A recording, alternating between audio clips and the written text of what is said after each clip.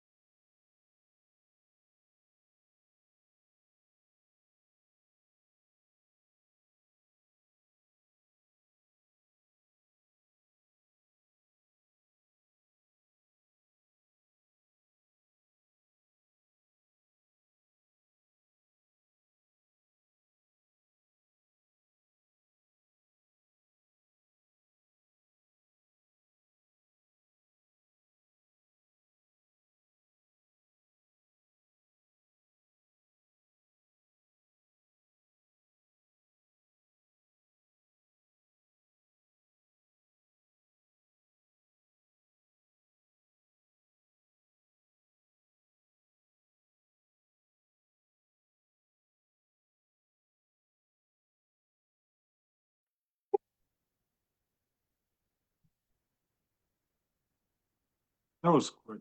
So where you been lately? Okay, well, Recording in progress. Ladies and gentlemen, thank you so much for joining us here. We are back, fastest deliberation in Dearborn Heights' history. There should be some really good news. Next up, can we get a recommendation that can I get returning to an open session? Council Chair, Councilman Ahmad, Return to open session, 5:55 PM. Support. yep. 5:55 PM. second. Motion made by Councilman Ahmad, seconded by Councilman Saab. Any discussion? Hearing none. All in favor, please state aye. Aye. Aye. Those opposed, the ayes have it, motion carries. Next up, we don't need a placeholder. But thank you for giving us that option.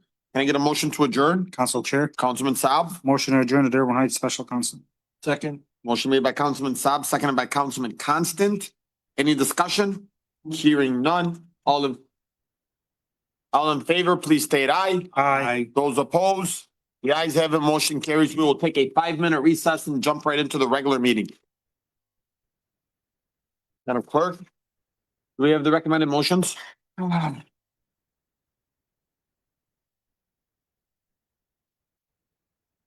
Recording stopped. No. Hey, Bob, how you doing, cousin? Been running all- How are you, man? You've been- Doing okay, my uncle? Doing okay. Absolutely, young man. No have not come loose. Ned, I don't think Nancy's gonna be here. Gonna be here Put late. the gun at the salon today, that guy? Arrested? Give him a bad feed. well, You ever be cop in the city and you're going to to it? White broke out with me? I'll watch him out over. you know, one of the. Okay, What are you saying? I'm gonna stay here for, but I have to leave early, so. Yeah, we'll do a study session.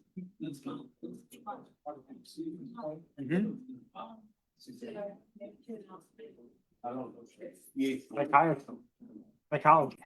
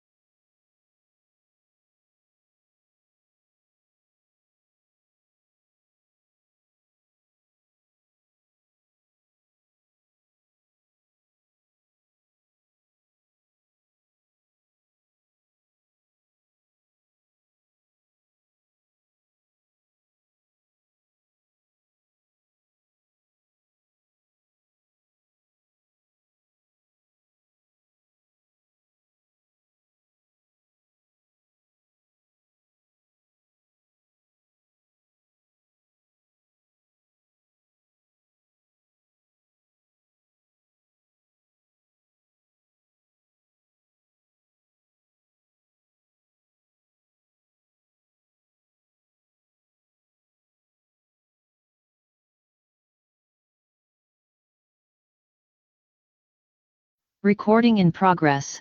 Ladies and gentlemen, welcome. Ladies and gentlemen, welcome to the Dearborn Heights City Council regular meeting. Call to order at 6:01 PM. Madam Clerk, may you please take roll call? Hassan Ahmad, Present. Baydoun, I'm here. Nancy Breyer is currently absent. Robert Constant, Present. And on. Denise Malinowski Maxwell. Here. Hassan Saab, Present. Tom Wenzel. Here. Mr. Chair, you have a quorum. Did you ask about Councilman Ahmad? I did. Oh, He the was the first very one? first. I thought she went to me first. I didn't know. He was the very first. He was. Yeah, I stand. You know what? For that, Councilman Ahmad, lead us in the pledge of allegiance. Wow. I pledge allegiance to the flag of the United States of America and to the republic for which it stands, one nation, under God, indivisible, with liberty and justice for all. Thank you for projecting your voice there, Councilman Ahmad. You're welcome, Council Chair. Let's talk about your suit today. Looks really nice. You like that? Thank you. Really do. Very slick. You know what it is? Everybody used to wear a tie. And balls. I didn't wear a tie. And now Councilman Saab, you know, monkey see, monkey do. Good laughs, good laughs. Yeah, you're to say he's gonna start doing that next week. Watch. It's only a matter of time. Get your vision checked. He went from Councilman Hassan Saab to Councilman Hassan Baydoun. I don't know what's going on here.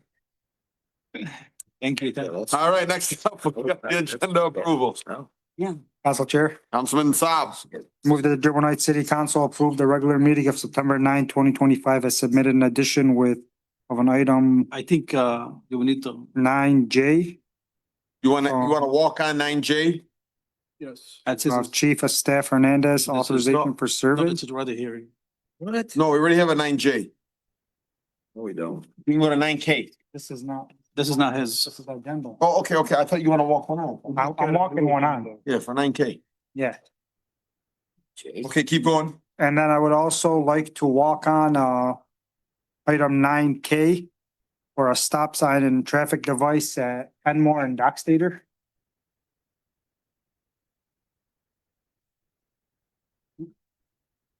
Right, with a stop sign, right? Yes, sir. Eastbound and westbound.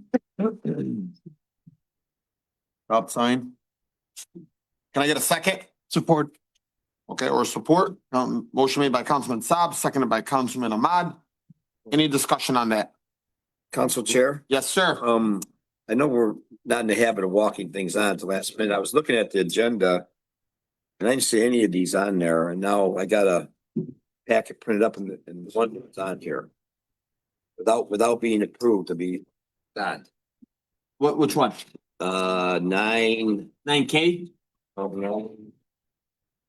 About the survey? Right, yeah, 9J. When did that get walked on? They got walked on yesterday. Okay, how come the agenda was? I don't agree. We can have that discussion when it gets pulled up. If the agenda doesn't get approved, then we can re-amend the agenda. We can cross it off. Okay. Okay, but there's currently a motion on the table and I know that's gonna be a heated discussion. Yeah, and so we can go ahead and present that after. But this was something that Mariana had messaged me. I spoke with the clerk. She told me that we received an email. And I said, go ahead, you can put this on. It was put on yesterday or today? Today? Okay, then we can have that discussion when we pull up tonight. Any other discussion? Hearing none, all in favor, please state aye. Aye. Aye. Those opposed? No, No, Madam Clerk, please take roll call. Hassan Ahmad, Yes. Robert Constant, Yes. Tom Wenzel, no, Hassan Saab, Yes. Denise Malinowski Maxwell, no, Baydoun. Yes. Motion carries 4-2. All right, next up, we have the approval of the minutes. Council Chair, Councilman Saab. I move that the Dearborn Heights City Council approve the minutes for the special meeting of August 2026 as outlined in 4A. Support. Motion made by Councilman Saab, seconded by Councilman Ahmad. Any discussion?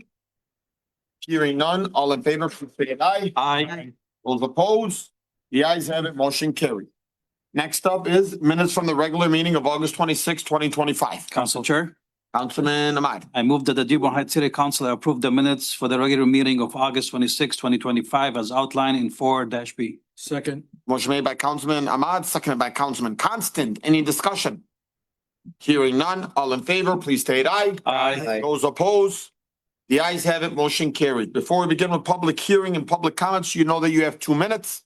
I also want to thank our very own Angela Venegas, who always brings us some type of treat. Today she's bringing us fresh organic figs out of her backyard and washed.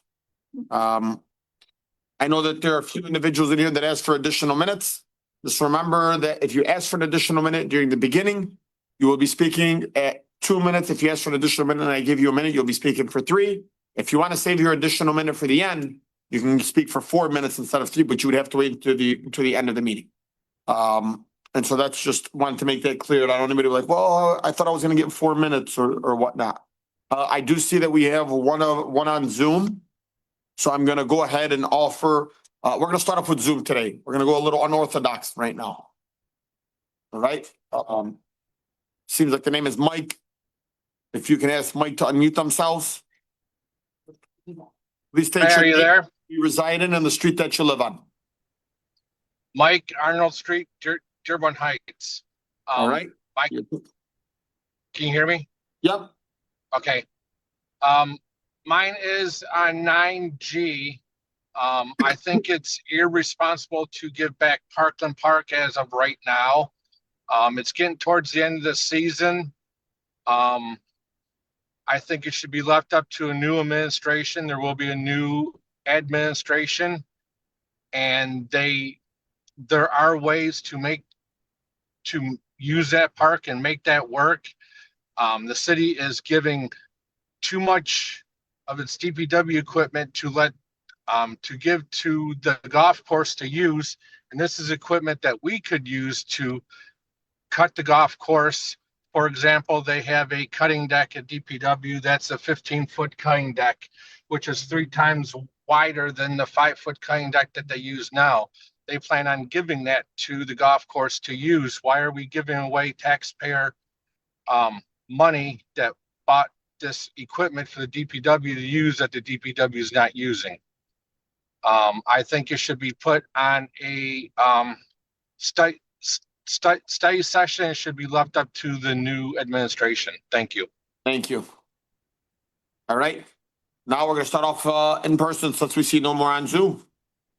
I know, Madam Treasurer, you asked for an additional minute, so you'll have 3 minutes. Okay, I'll be real quick. Real quick. Thank you, everyone. I want to remind everyone that Thursday is 9/11 Patriots Day. Those who are old enough to easily recount exactly what happened when it hit the news, you know where you were, you remember it very well. And the 9/11 anniversary is always a time to be respectful. It's a memory, to solemn reminder that even strongest countries are not invincible, and we need to remember this day and honor those. And I would like to respectfully ask for a moment of silence, Mr. Chairman.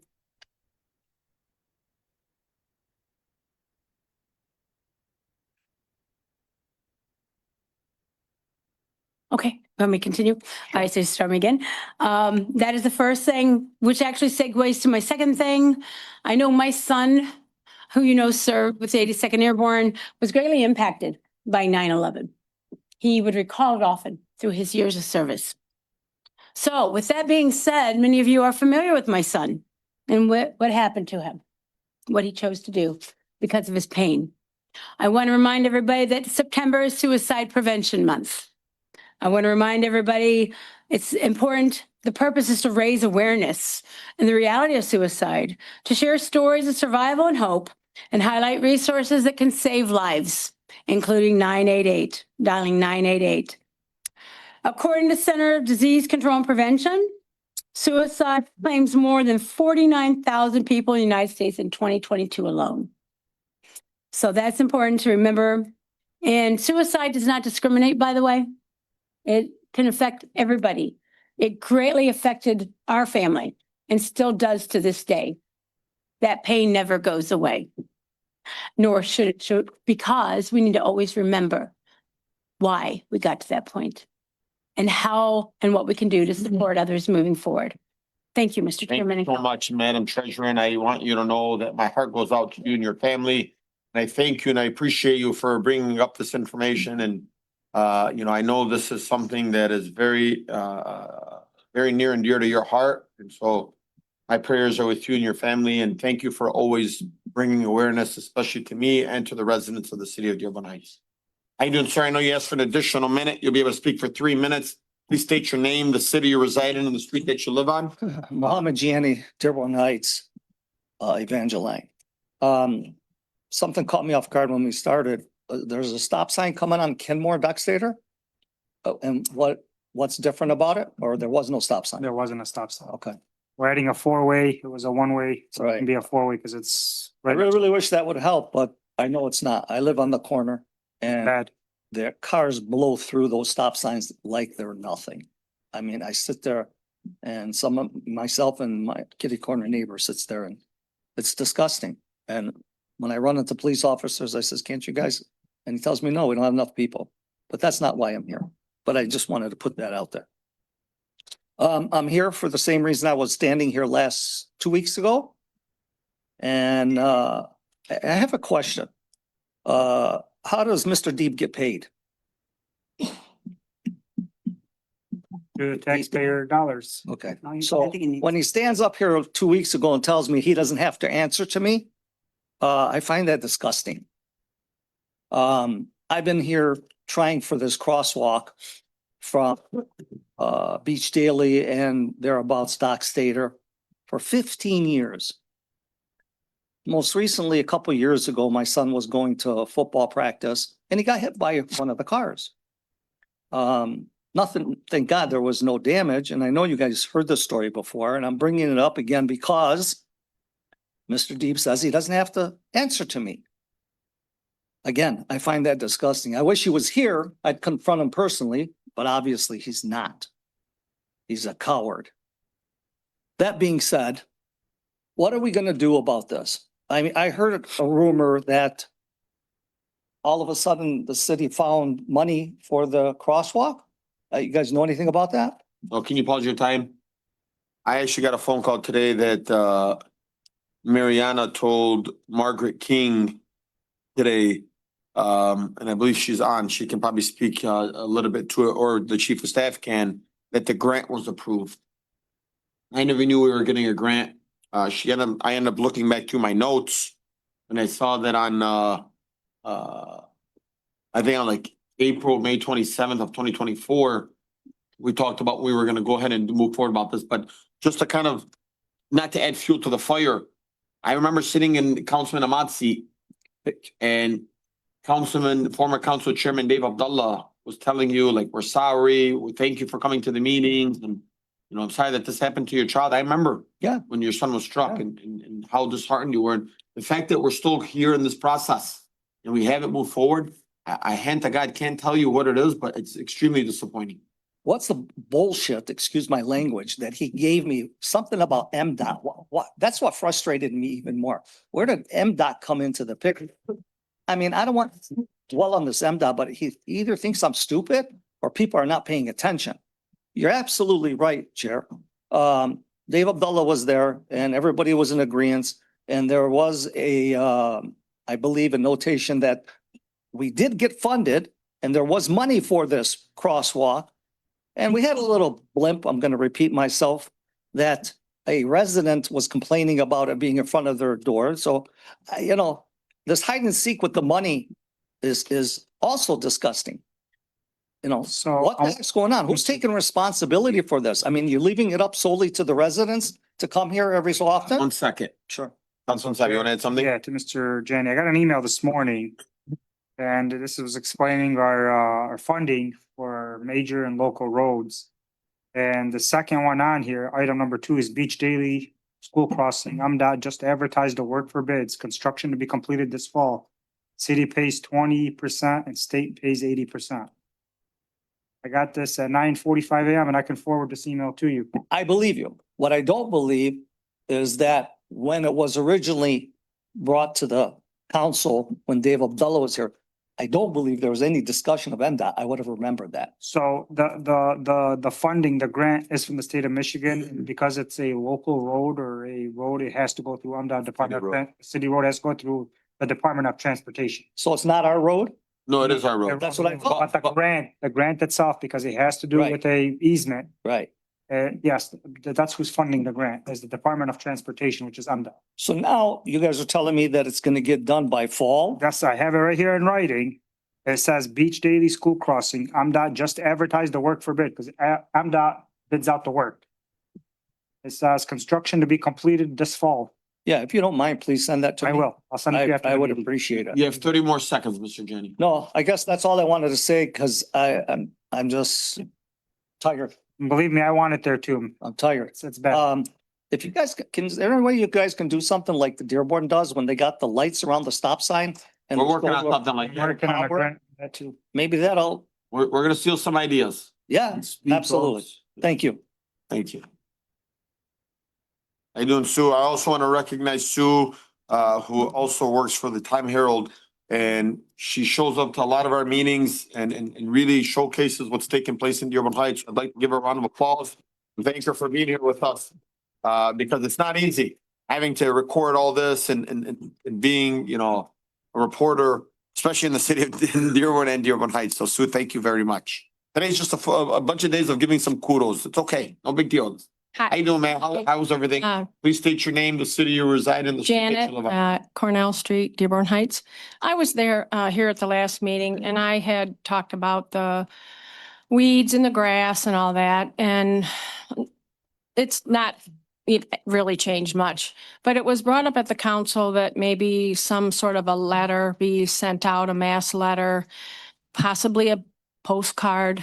And I'm just wondering if there's anyone on the council that wants to make a proposal to move this forward. We're looking at fall, we're looking at leaves. If they can't mow the grass, they're not gonna take care of the leaves. And I think everybody feels it, you know, I know we all do, but some people need a little kick, and then that way, when the ordinance officer comes by, he's got some ground to work with. Absolutely. Mariana, you think we can get something drafted and maybe sent over to the city council for approval? And by the next city council meeting, can you add that? Appreciate it. Thank you so much. That's our chief of staff right there. Thank you. One more quick thing in regards to the blinking stop signs.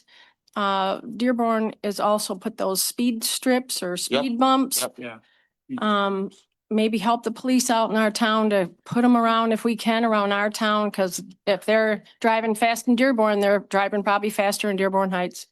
I'd like Thank to you. see something like that. Thank you. Anyone else in the audience? Thank you, ma'am. Vince, your time's up. Oh, darn. I just got you there. Listen, you, Conrad. Grafkowski, Ganesh. you ready? Yes. All right. You like my haircut? Thank you. And the book right here. Finish your name, the city residing on the street that you live on. Yeah, Drapkowski, Columbia Street, Dearborn Heights, Michigan, Wayne County. 9G, I believe it was, that Mr. Blackburn was speaking about. You know, but Parkland Park has a great potential of drawing in a lot of money for the city, but to flip this thing over back to the county, I think is wrong. We should wait until the new administration comes through and we have time to look at it. We do have a new park and recreation director, you know, that came on this year, and I understand it takes time to get, you know, shows lined up and crafters and stuff like that, but this park has potential of doing a lot. For years, we've had the Raiders football team there, the hockey, or not the hockey, the soccer association. You're missing out on this park. You're missing out on concerts in the park. You're missing out on the movies in the park during the summer, you know, and we've had the equipment to maintain this for a long time. It's been a successful park for us for years and years. I remember this back when I was a kid. So somebody's either got to get off their butt and do their job, get things lined up, and quit closing things off. You know, Thank you. and quit and hold on, I'm not done. The other thing I want to highlight on is the Blue Moon Lounge down here that the city spent thousands of dollars to remove stumps. $10,000. $10,000 to remove stumps from behind that wall. Well, that wall hasn't been fixed yet. So why hasn't the Blue Moon been charged to get that fixed? Thank you. It's a hazard. We'll look into it. Get it fixed. Thanks, guys. Beautiful Thank shirt. you. You like that? Thank your sister. Oh. Angelo, talk about you. Assalamu alaikum, peace be Salam. upon you all, and good evening. My name is Adam Al Maliki, and I live on Rockdale Street. Actually, just came back from university, and this is my first time here, so this is a very, very unique experience for me. Which university? UFM Dearborn.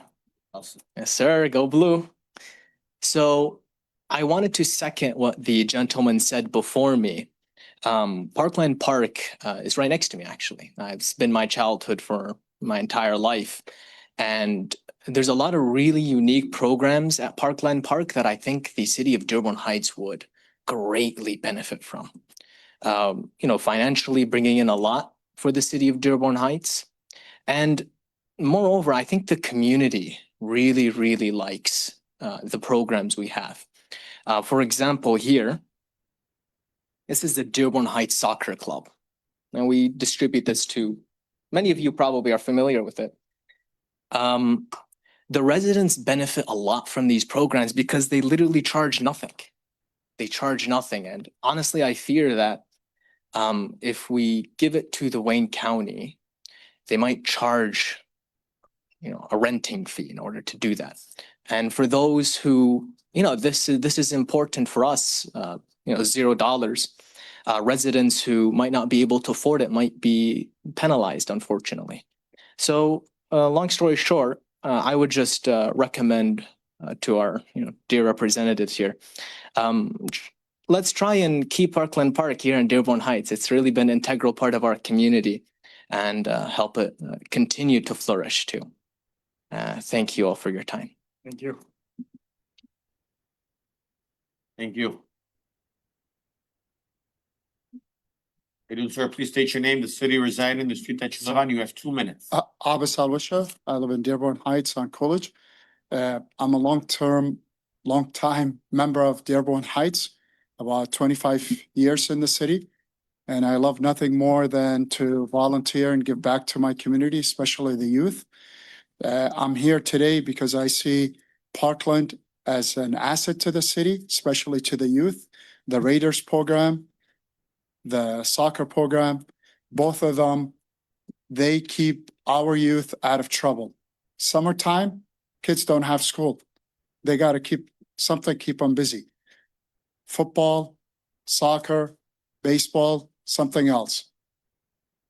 If we give it back to Wayne County, I think it would be a disservice to especially the Parkland neighborhood, because when I volunteer there and help out the kids and the families, they're in walking distance. They're not having to drive.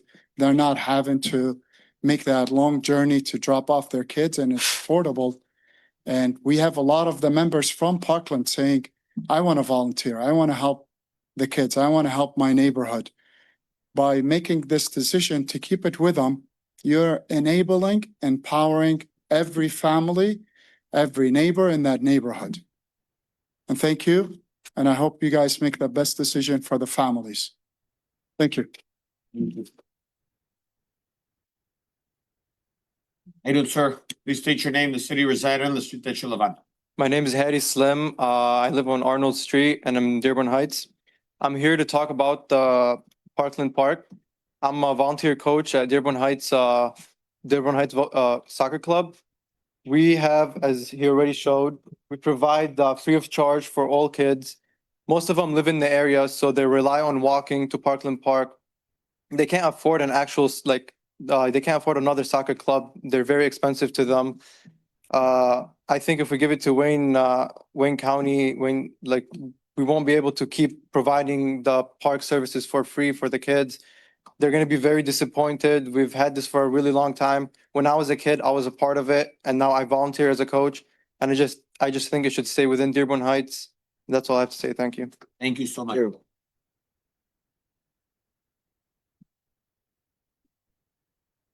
Man, please state your name, the city you reside in, the street that you live on. Renee Myrna, Annapolis, Dearborn Heights. So I just came in on the Parkland Park thing, so I thought I'd give a testimony of growing up with city parks. So city parks are very educational. It was a big part of my growing up. We had a park at the end of my street, so we down there. That's where we learned when the street lights came on, you better get home. Had a lot of things you learned over there. I learned how to play tetherball, you know. I learned how to play, you know, marbles, all these other games. I loved when the park ladies would come out and they teach us how to do GIMP little things, keychains. The thing that I learned to confront bullies at the park. I had the town bully that was terrorizing the park, take a pitchfork underneath my chin against a fence. And it was that day that I realized that I was bigger than him and he never touched me again. I learned that you could stand up to the bullies, that you didn't have to beat them up, you didn't have to whatever. But when you realize that you could stand your ground, there's a lot of things that kids can learn. They learn social skills, especially social skills. When these kids need to get away from home for a few minutes, that park can be a lifesaver. That park was a lifesaver for me. When I was a little, very little, I was playing at the park and my mom came down to get me and she said, come on, we got to go home. It's dark. And I cried and cried. And she told me, and this is where I learned to take you guys literal. So I'm going to tell you where this comes from. Tomorrow morning, when you wake up, you can come back to the park. So when I woke up in the morning, I went to the park. Well, it was like 6 a.m. My mom woke up, couldn't find me, didn't know where I was. I could hear her yelling down the alleyway, which was the shortcut to the park. And there I was. I remember sitting at the end of the slide playing in the sand, and I was just small. And she said, what are you doing here? I said, well, you told me I could come back. Anyway, I just want to tell you, these are some of the fond memories I have of a city park. Thank you. Thank you very much. I don't, sir. Please state your name, the city you reside in, and the street that you live on. Blake Perry, Dearborn Heights, Fitness Street. So today I'm coming as the President and CEO, Blake Perry South African Consulting. We are going to be promoting a movie regarding the documentary, the movie Netflix I Care a Lot, which is a movie about the probate court and guardianship awareness. So we're just going to watch the movie and have a lot of discussion.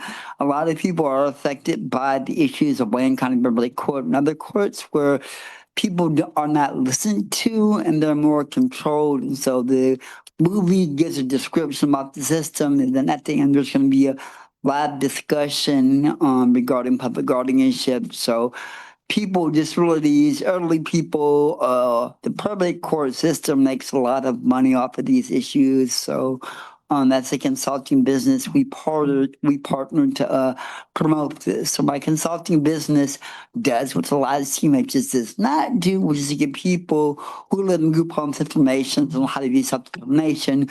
If you educate people on housing rights, there's lesser police calls.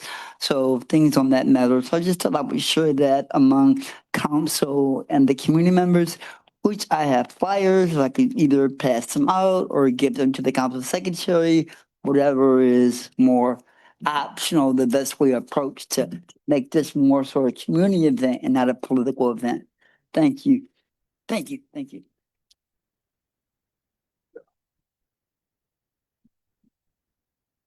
I do, man. Please state your name, the city you reside in, and the street that you live on. Hi, Sue Kaminsky, Amboy Street, Dearborn Heights. Two things. 30 years ago or so, I managed soccer at Parkland Park, and we don't have enough recreational facilities for our kids. And we talk about speeding and wanting our kids off the street. Don't give this park back. And then I'm going to talk about sycamore trees, but a little different than what you've heard in the past. I have a puppy. Puppies grab everything. I was walking my dog last Thursday. She grabbed a sycamore. Didn't think anything of it other than I'm trying to train her not to grab anything. So I said, release. Got home 20 minutes later, she was vomiting horribly for 40 minutes nonstop. Come to find out, sycamores are poisonous to pets. Toxic, not poisonous. So they make them vomit and sick. Another reason why we should get rid of the sycamore trees. And not that we have horses, but horses, there's a 70% fatality rate from eating a sycamore. So they're not attractive. They're not good trees. They serve no purpose. They need to go. Thank you That's so it. much. Anyone else in the audience? How you doing, sir? Good Please afternoon. state your name, the city you reside in, and the street that you live on. You have 2 minutes. Hassan, you and Dearborn resident. I'd just like to explain a couple of things today. First of all, the issue for the patch. I'm not here to talk about that. I'm here to talk about when the police want to give a press release and they want to block citizens from speaking. That's disrespectful. Very disrespectful. You don't want nobody to say nothing. You don't want nobody to comment on Facebook.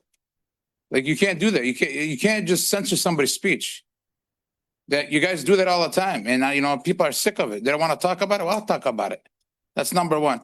Number two, the fire department, because I had a couple residents call me and they asked me, how come the fire department only takes you to Garden City Hospital?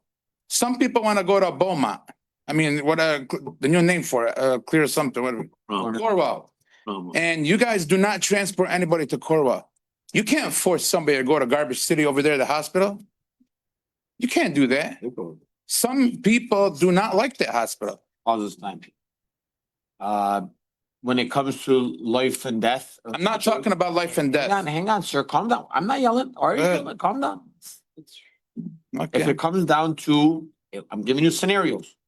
I don't know what the scenario is, but somebody calls 911, it's an emergency. Okay. And so when it's an emergency, you want to take them to the closest place possible. Hang on. I'm not the police. I'm not the fire chief. Fire chief is here with us. No. We can have a candid, respected I conversation. got you. So if you want to hear from the fire chief, I'll let him speak. Would you like to hear from him? Yes, absolutely. Fire chief? He's friendly when he wants. No, man. I'm not here to attack, but people ask me and I'm like, okay, I'll address it. All right, here's the fire chief. This is the greatest fire chief. I didn't say nothing. I know. Can you recognize that's the greatest fire chief? Yes, he is a great choice. Thank you. Okay. Of course. Well, Just step aside for a second. Let him speak. Step aside. Okay, Thank sure. you. Back up. relax. So yeah, when the paramedics are working, we're working under the orders of a group of doctors. And so we have to follow the set protocols and they tell us what hospitals that we can transfer to. That's the bottom line of it. And it Is depends there a on way the that we can severity. expand that, or is it like? So there are certain scenarios where we can take people to the hospital of choice. And we've gone to, and certainly, are you talking about going to Dearborn? Yeah, because Dearborn? some people over here don't like the Garden City Yeah. Hospital and they're having problems Sure. where the fire people will not take them. They're like, Yeah. no, we're Oh. gonna take you to Garden City. Yeah, well, that Somebody falls, breaks his leg, something like that. They don't like Garden City. They want to go somewhere else. Now, if it's somebody having a heart attack, they need to close the hospital. We understand. right. And so if they're telling you that, then they're telling you the wrong thing.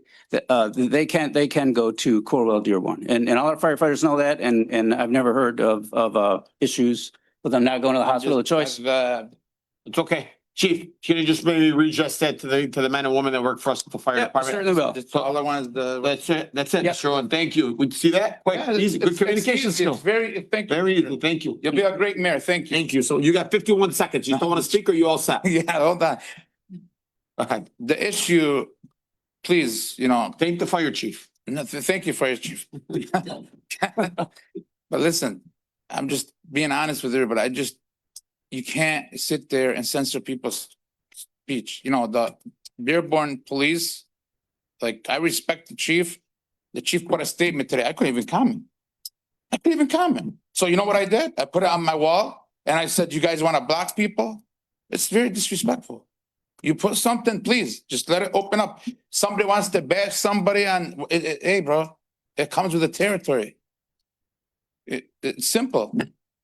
Thank you. Yeah. Thank you. Nice suit, sir. Thank you. Okay, the fire chief, I got you. How you doing, ma'am? Please state your name, the city you reside in, the street that you live on. Angela Venegas, Dearborn Heights, Dwight Street. Once again, we have short-term rentals on the agenda, and I see what's lacking from it again is enforcement.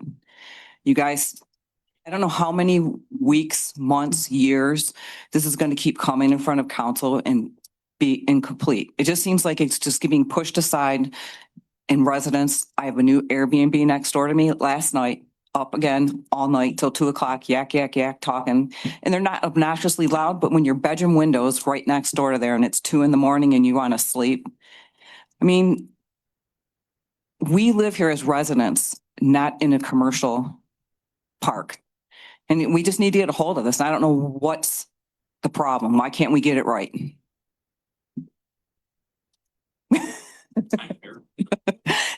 And another thing I'd like to say is I'd like to thank the officers, and I can't say her name right, Mo, That's in choker.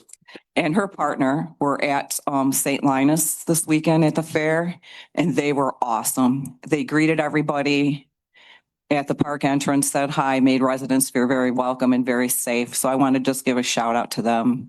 And also I'm in agreement with these guys with Parkland Park. I was there as a kid. That was ancient years ago, and it was a great park, a lot of good memories. And I really think it should stay here in Dearborn Heights. It's a real asset to the community and it's a real gem, and we need to use it more and utilize it for, fairs and car shows, bonfires, whatever. Just get the community together. That's all I got. Thanks, guys. So much, ma'am.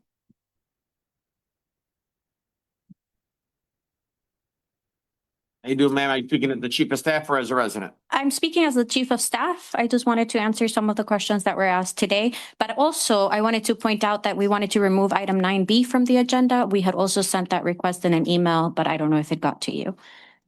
CED Director Saad, Yeah. Environmental Testing and Consulting Contract. Correct. Yeah, you can refer it back to the administration or just The remove it. agenda was already approved, so we'll just refer it back. Thank you. With regards to the Beach Daily Crossing, I just wanted to offer some clarity. So this has been a project that was approved back in May of 2022. We got the grant award. When grants get awarded, that doesn't mean that you automatically have opportunity to use the grant and apply for the money. You have to go through the actual application process, which we did, and they did a lot of the investigations. We awarded the design, they designed it. We had selected a crossing location. There was an issue with the neighbor, so we had to go back to scratch and start the whole process again. MDOT awarded us an extension for that grant because of that reason. So they moved the grant to the following year, which is where we are now. As you recall, back in July of 2025, we actually finalized the final grant agreement with MDOT.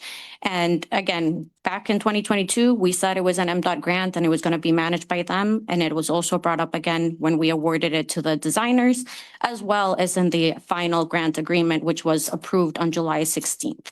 If you need any of this information, it's available on our website. All you have to do is research MDOT and it shows the entire agreement in there. As Councilman Saab mentioned, we did receive the bids that MDOT is putting out yesterday. We're going to give a copy to the clerk's office so that we can all access it as well, but it's not our bid, it's theirs. So I just wanted to clarify that, but we do strongly believe that the project is going to be completed by November of this year. So hopefully very soon that's going to be completed. November of this year. Yes. Are you sure? I hope. Again, it's not our project, it's MDOT's, but given that they're already bidding it, it shouldn't take that long to get everything done because they already have the DT approvals and everything else that has already come to council for approval throughout the past couple of years. I also wanted to shed light on a few of the other traffic grants that we have because there seems to be a little bit of confusion as to which one is from who. So we do have two other grants that are relevant to street safety and roads. So one of them is the Safe Routes for All, which is the one that Margaret King was referring to today. So same thing, that grant was awarded back in 2024, but the agreement was not completed until August of 2025, motion 25-440. So again, the process for getting a grant actually completed is about a year. The task for engineering has been set since April of this year, and now we're ready to start including some of the public members as well as starting the actual implementation. So that's why we reached out to her to start including some of our members here. And then the last one is the one that we just received, which is the Road Safety Audit Grant, which is a smaller grant, but we received that one on August 12th of 2025, and it had also come to council. So those are the three major grant projects that we're working on right now. So I just wanted to offered some clarity with regards to those. Thank you, Chief of Staff, for that update. And please keep us in mind for that young lady that spoke about sending out an expectation letter. Thank you so much. Yes.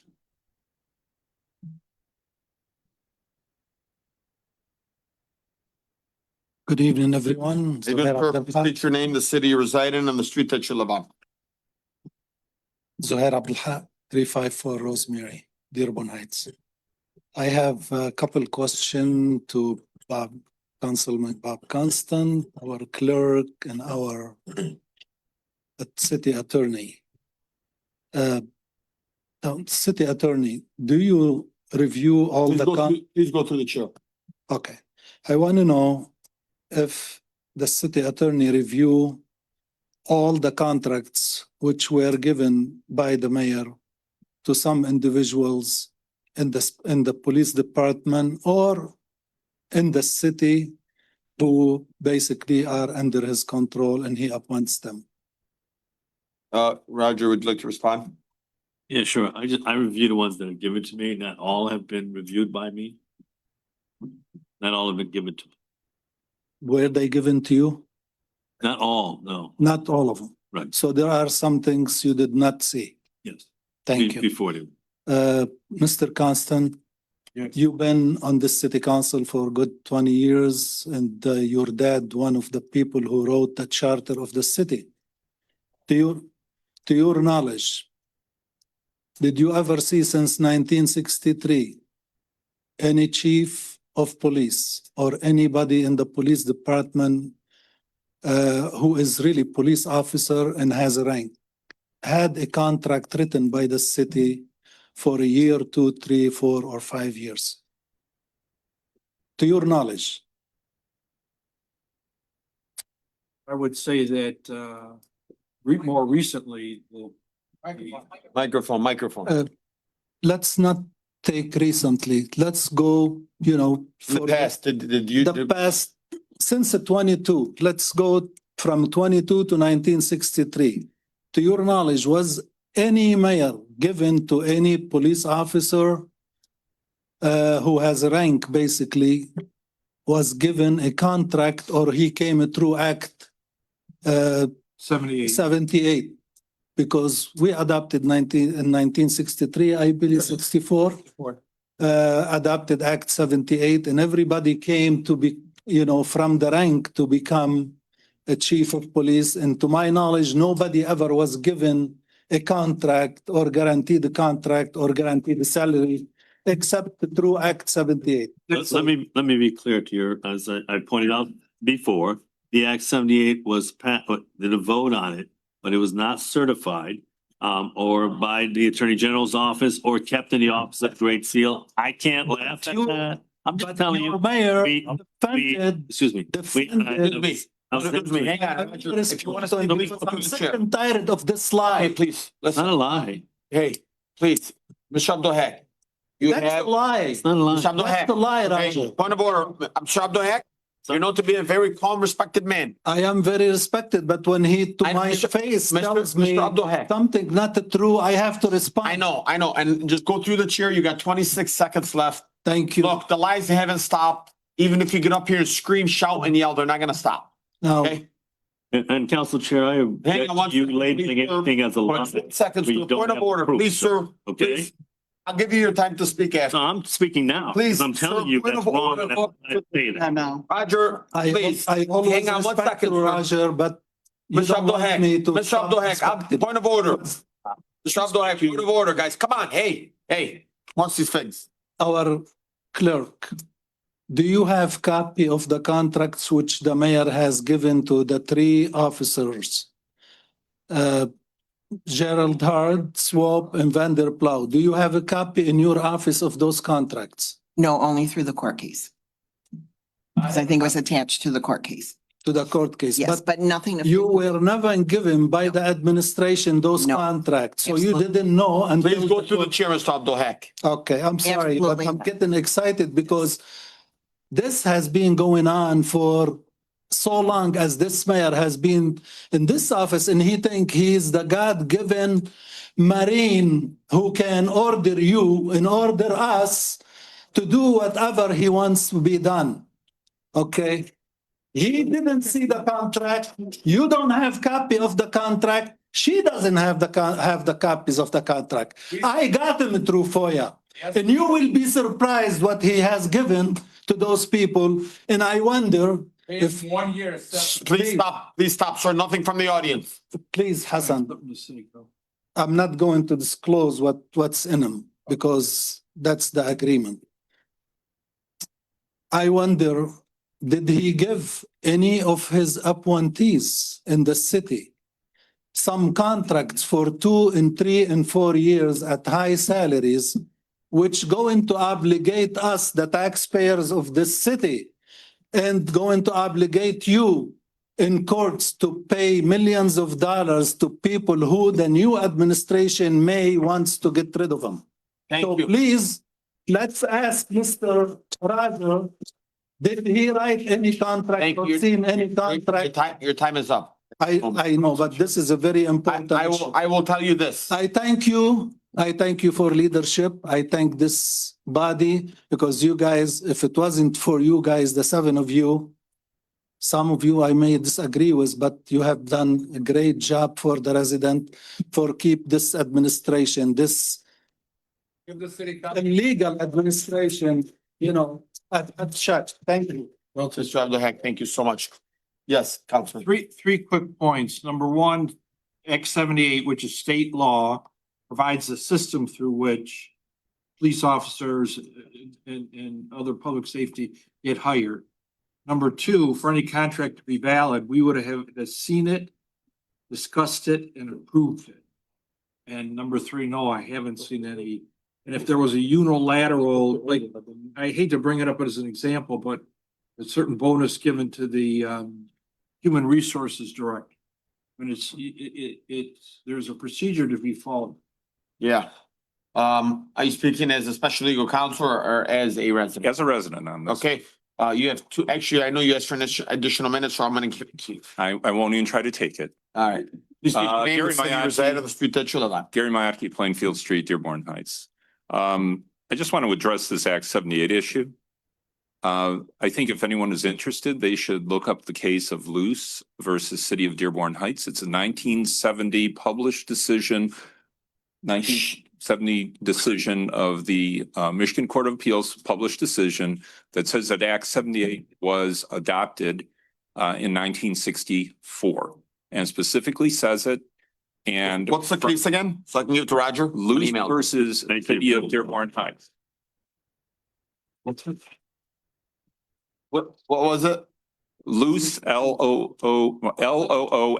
versus City of Dearborn Heights, not to be confused with the later Loose case from like 30 years later.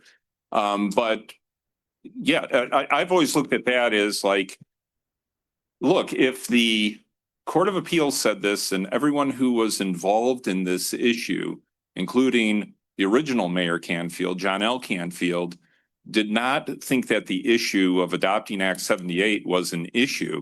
How is it that everyone, you know, in this particular administration and even in a recent arbitration with the Command Officers Union can try to insist that it was never adopted? We also know that there are contemporary newspaper accounts that showed that it was adopted. We also know that our city clerk, our wonderful city clerk, Lynn, found the records. They did not have to be certified. This is not a charter amendment. So all the things that have been raised with respect to whether or not Act 78 was ever adopted are simply false, as Mr. Abdelhak stated, and I just want to be very, very clear about that. And on an entirely different note, I just want to note in terms of Parkland Park, I have not looked at that actual agenda item. But keeping this park property and keeping this for the city, I think everyone needs to realize that when there was a change with some of the county property on Warren many years ago or several years ago, east of Telegraph, the county swore that they were going to provide space to the Dearborn Heights Soccer Club. And I know this because my son, before he ended up playing for the Michigan Wolves, played for the Dearborn Heights Soccer Club. And the county never followed through on what it promised. So just saying, thank you. Council Chair, what's that? Council, May I respond very briefly? Yeah, very briefly, we're not gonna go into the woods, we're not gonna get into the weeds. No, no. I mean, I just want to be clear. Yes, there was a Who's vote. Dearborn Heights? Yes, there was a vote done in 1964, but the statute says not only do you have to have the vote, you have to have the certification by the Attorney General's office. In fact, in 2007, when there was amendment to the 18.2 of the charter, the vote was taken and approved, but there was a mistake by Mr. Miyake. It was finally corrected a year later, and the Attorney General's office then gave the approval. The problem with the Act 78 is that that was not done. We checked with the Attorney General's office, we checked with the Office of the Great Seal, we checked with the Records Department. They could not find a record that it was actually certified by the Attorney General, which looks at the language and says this language is appropriate by statute. The other problem with it is that the Act 78 was incorporated into the collective bargaining agreements. That's why it's been applied Council Chair. and used, and that's been successful. But a collective bargaining agreement trumps Act 78. And when you have a resolution that you passed in 2004 by the advice of Mr. Miyake, which violated the collective bargaining agreement, as Chris McCullough pointed out, as three other attorneys pointed out prior to me giving the opinion and about the issue, then Act 78 is trumped by the collective bargaining agreement, and that is what happened. And if he mentions an arbitration, he's wrong, because the Act 78 was included in the collective bargaining agreement. That's why the case was decided. Thank you so much. Thank you. Thank you. Thank you, Roger. Great job. Great job, Roger. Calm down. Yes, sir, Councilman. We're wrapping this up. We're gonna keep this quick. Every word that came out of his mouth is a lie. Okay. Thank you. Thank you, guys. You're a liar too. Thank you. Everything comes out of your Come on, mouth. guys. Read it. Come on, guys. Hey. Mr. Ayun, please stop. Thank you. Guys, let's keep it respectful. Roger, you have your opinion. The resident, there has his opinion. The councilman has their opinion. Let's just keep it respectful. Let's all spread a little bit of love. It's okay. We're gonna have a good meeting today. Any other councilman? Great meeting. Anyone else from the audience? Thank God. Moving on. Next up, it's fund transfers. Vince, please sit. Fund transfers and current claims. Council Chair. Councilman Saab. I move that the Dearborn Heights City Council approve the claim in ACH Warrior Transfer 6-1 through 6-22 and 6-24 through -6-58 as submitted. Council Chair, though. Support. Hold on, Councilman Saab. Okay, you've been here for 2 years. We gotta go through the process. Right. Motion made by Councilman Saab, seconded by Councilman Ahmad. Now it's open for discussion. Just too excited. I don't want to remove 32 and 33. Okay, we're moving with 32, 33, Oval Tree, whatever that is. What is that? That's the guy. Yeah, Oval Oval Tree, Tree, yep. Deacons for 13,800. I'm sorry, for $3,272.50. And 33 is $3,410. that's until we have backup, Councilman. Yeah, there's absolutely no backup. I don't even know who approved So this. if we- That's confidential. And then we also have number 19. I would also like to take that down, and I'm gonna schedule something with George to get a study session to discuss this as well. Okay, so we got 32, 33, 19, 32, 33. Council Chair. Yes, sir, Councilman. Hold on. Councilman Saab, are you all set here? I just had a question about 32 and 33. Who signed, I don't know if Mariana or Mahdi? Any idea who signed those claims who approved them for payment? Like, I can't even tell. I requested before, anybody that signs a claim for payment to please write your full name with your signature, because most of the time we cannot even read the signature. There's not even a signature. There's It says door. You can read it out. there's barely like an initial. I can't even tell the initial. You're talking about 31, 32, 33? Correct. That's Director Duan Fisher. Who? Duan, Okay. HR Director. Can you ask everybody, please, again, all Okay, the directors, so to make going- sure write their name with their signature. So going forward, I'll make sure they write their name and give the signature. Thank you, guys. Thank you so much. Confidentiality. Sorry, again, Ogletree is our labor attorneys. So I just was curious, what do you mean by there's no backup? Because on 31, the descriptions are all right there. So what, 32, 33, not 31. 33, not 31. okay, 31 wasn't removed. got it. Thank you. I'll make sure to bring them. All right. Councilman Saab, would you like to amend your motion to remove 19, 32, 33? Yes, I'd like to amend my motion to remove item 19, 32, and 33. Anyone else? Support. Motion made by Councilman Saab to remove 19, 32, 33. Seconded by Councilman Ahmad. Any discussion? Hearing none, all in favor, please state aye. Aye. Those opposed? The ayes have it, motion carries. 7A CED Director Saad bid award for the CDBG professional service contract. Council Chair. Huh? I move that the Dearborn Heights City Council award the bid for CDBG professional services to Wade Trim Associates, Inc. for a cost of $101,200 and return the bid bonds to the unsuccessful bidders. In addition, authorize the mayor and clerk to sign the attached contract on behalf of the city. Furthermore, authorize the mayor and comptroller or clerk to sign the necessary warrants and the treasurer to issue payment from account GL number 103-960-918-000 as outlined in 7-A. Second. Motion made by Councilman Ahmad, seconded by Councilman Constant. Any discussion? Council Chair, Yes, sir, Councilman Wenzel. can we hear from this young lady here? She has just something to say about it. No, if anybody had any questions. I'm just yeah, I- here to answer So them. I do. Okay. So this is part of, it's funded through HUD, right? Yes. Can you give us a little bit about this? Yeah, so basically Wade Trim has been helping us with our annual action plan and consolidated plan, throughout years prior to me. And we hope to help with continuing these things. And we hope that they, if with your guys' approval, can continue. Thank you. That's basically, it's pretty basic, honestly. I have attached the contracts if you need to Yep, look I at called it. them in the backup. Okay, so Council Chair. pretty straightforward. Mrs. Saad, I've seen here, I think this is the tally sheet and it mentions three of them, three Yes. bidders, but one of them, it's blank, so they never end up. So with that bidder, they were charging hourly, so they were disqualified. Okay. What were the total overall? For all three of them, No. No, the first or the- hourly one. I didn't look at it. I mean, Mehdi would know. Mandy loves his phone today. I'm just joking, Mandy, you're okay, you can stay seated, buddy. That's all right, thank But you. it's because they were charged hourly, so I didn't, That's fine, they wouldn't disqualify themselves regardless. Thank you.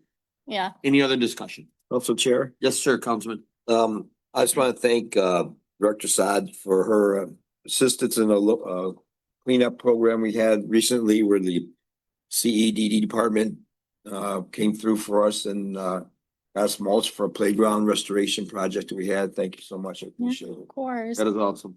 Thank you. Yeah, of course. Anything else? Hearing none, all in favor, please state aye. Aye. Those opposed? The ayes have it, motion carries. Right. Next up is reports from mayor, reports from city officials. 9A, Council Chair Baydoun's invoice related to the legal case of Kevin Swope, ETAL versus the city of Dearborn Heights, ETAL. Council Chair. Councilman Ahmad. I move that the Dearborn Heights City Council approve the payment of the invoices related to the legal case of Kevin Swope, ETAL versus City of Dearborn Heights, ETAL as outlined in 9-A. Second. Motion made by Councilman Ahmad, seconded by Councilman Saab. Any discussion on this? I will briefly say that, this is supposed to go into the backup. Very own interim comptroller was not allowed to add this to the backup because the mayor didn't want to approve it. It's so foolish because when the mayor when he was sitting here as a city councilman and wanted Matt Shank's payments to be approved, he fought it tooth and nail. I went back and looked at those videos. Hang on, Roger, this is not your fight. It's not your battle. You can hold it down. Just for a saying it's second. night and Hang day on, since you please, brought sir. in that comparison. Please, sir. Thank you. Thank you, sir. Thank you. So I had to bring this up and we had to think outside the box. I spoke with the clerk. I spoke with special legal counsel. I reached out to a couple of council members and said, hey, we're just gonna put this on the agenda and let the council go ahead and approve it.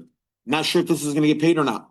But unfortunately, the mayor's playing the hard to get game like we're chasing him. I think he has bigger fish to fry. And I don't think, holding up payments, especially when it comes to a legal case, should be like this, but if you'd like to say a few things here, Gary. Yeah, if I may, thank you. Yeah. I would just note that this is for things that clearly fall, like the amount that's supposed to go to Mona K. Mazub dispute resolution, PLLC, is based on court-ordered mediation. So, from our standpoint, I haven't submitted another invoice because the people may not realize, but this honorable body approved an invoice for me for about $67,000. The mayor has refused to sign the check. And I would anticipate that he's going to continue to do that. So what I'm trying to get here is just things that we consider to be costs, figuring that we can square up on it when the mayor leaves office. But I would also note that, this honorable body could play tit for tat. If the mayor wants outside counsel for himself, Mr. McCullough's firm, Ogletree Deakins, and some of the other firms, the city council could end up doing the same thing with respect to those firms if the mayor doesn't want to end up honoring this body's commitment to end up paying Mr. Turfy's firm and me for doing work. And we've done a lot of work, particularly regarding. I'm sorry, Mr. Miyake, 1 second. Council Chair, through the chair. Can we go back to the approved claims and remove all these attorney fees? And I'm actually willing to do that. Well, let's go ahead and pass this and then we can go back. Council Chair, I don't have a fight with Mr. Miyake. I just want to check because MMRMA pays for the transcripts already ordered. Can you get it from MMRMA since they've paid for it already? And I don't know if they're going to pay for since we just brought up now, if they're paying for the other part of the case. So I don't know if they're paying for the full fee for the 7,000, which I can check out and see.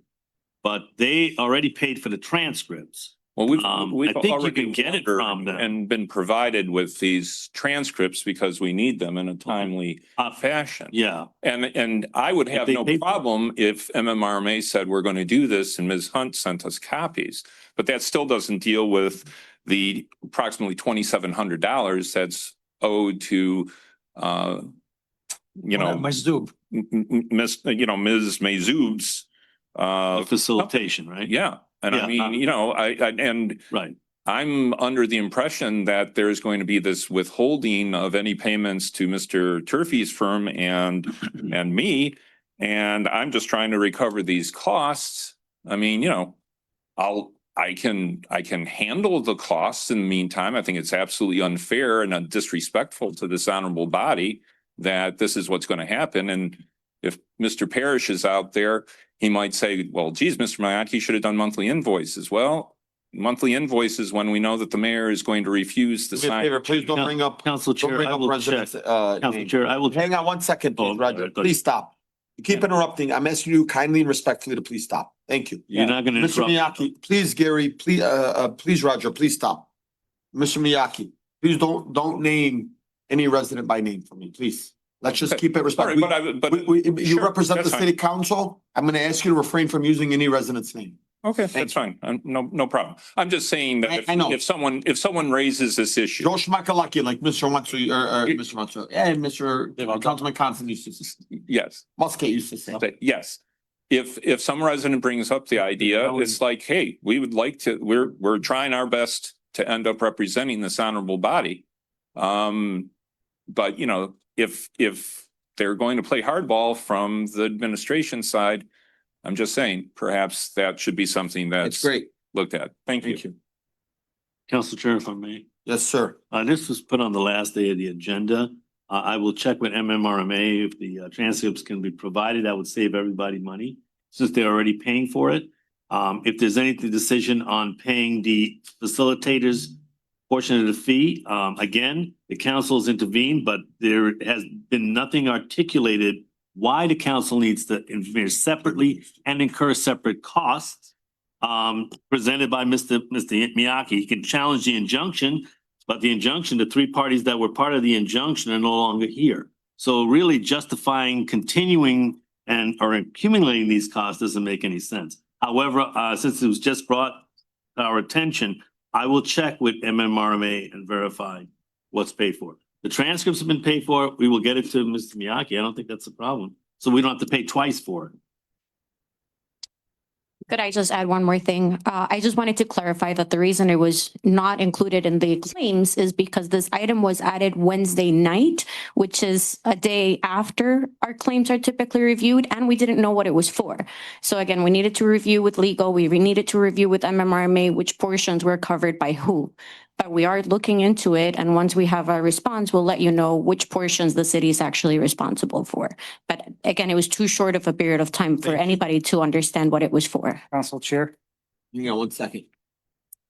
Since we have all of legal special counsel here. If I may address the council and Mr. Farina, and just sorry, no, I'm not dressed like an attorney.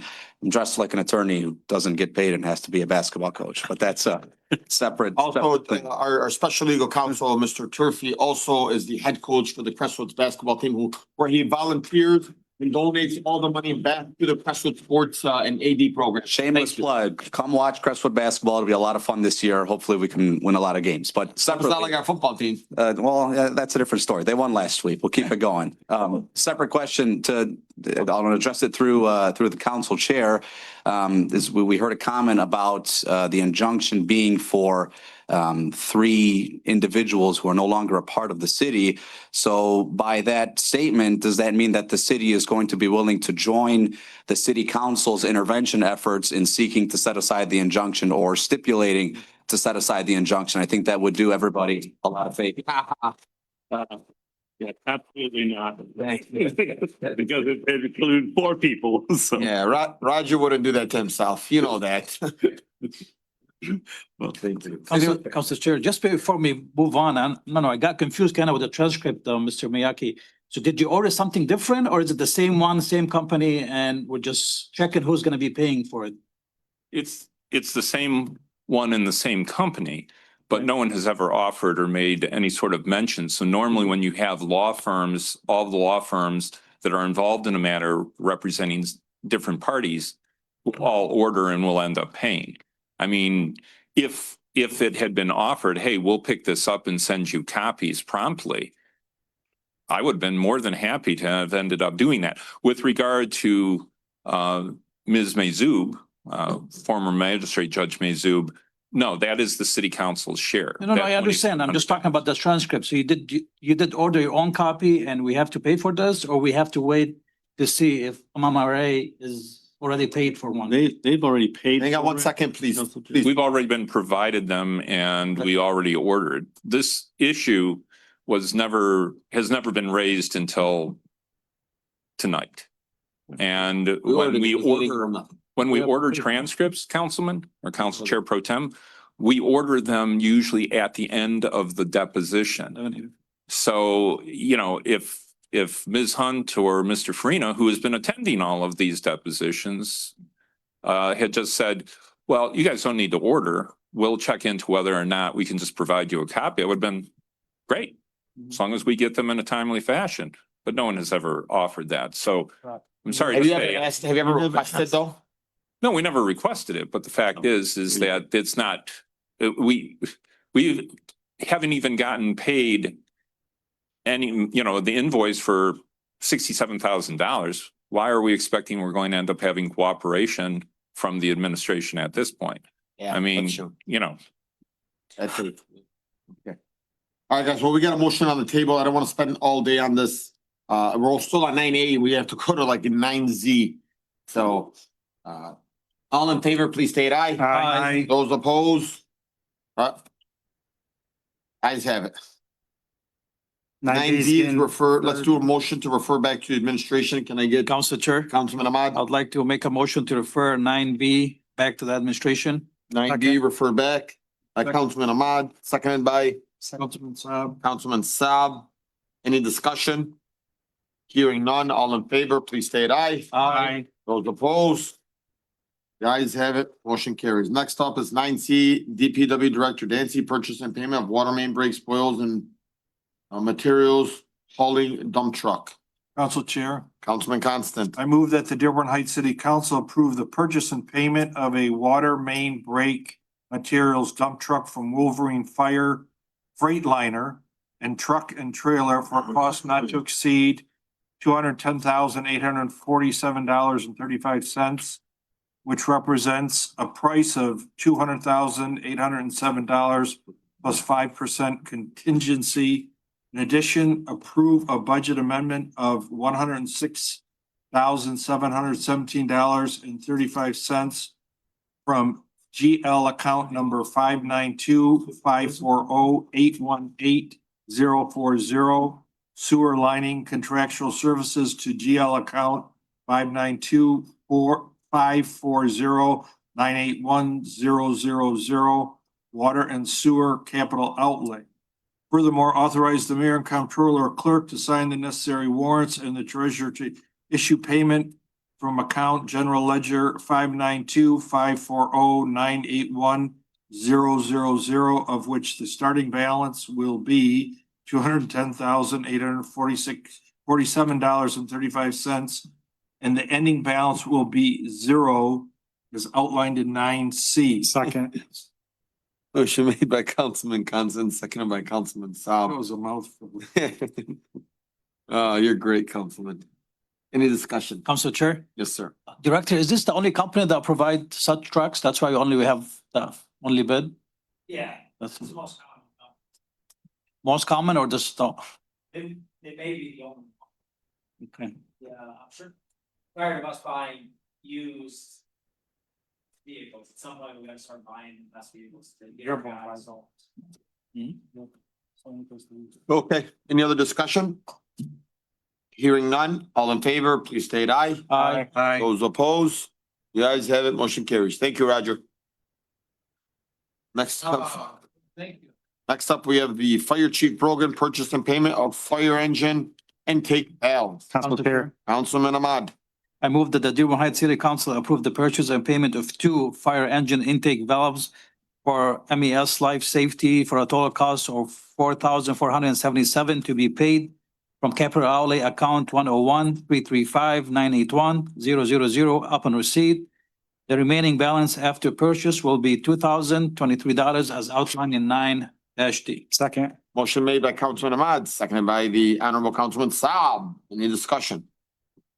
Well, Fire Chief, best Fire Chief in the country, thank you so much. And this should be okay, and thank you for all the services. I know you told me recently, eventually we're gonna need a new fire truck, is that correct? Yeah. Yeah, I need a few, not one. calm down.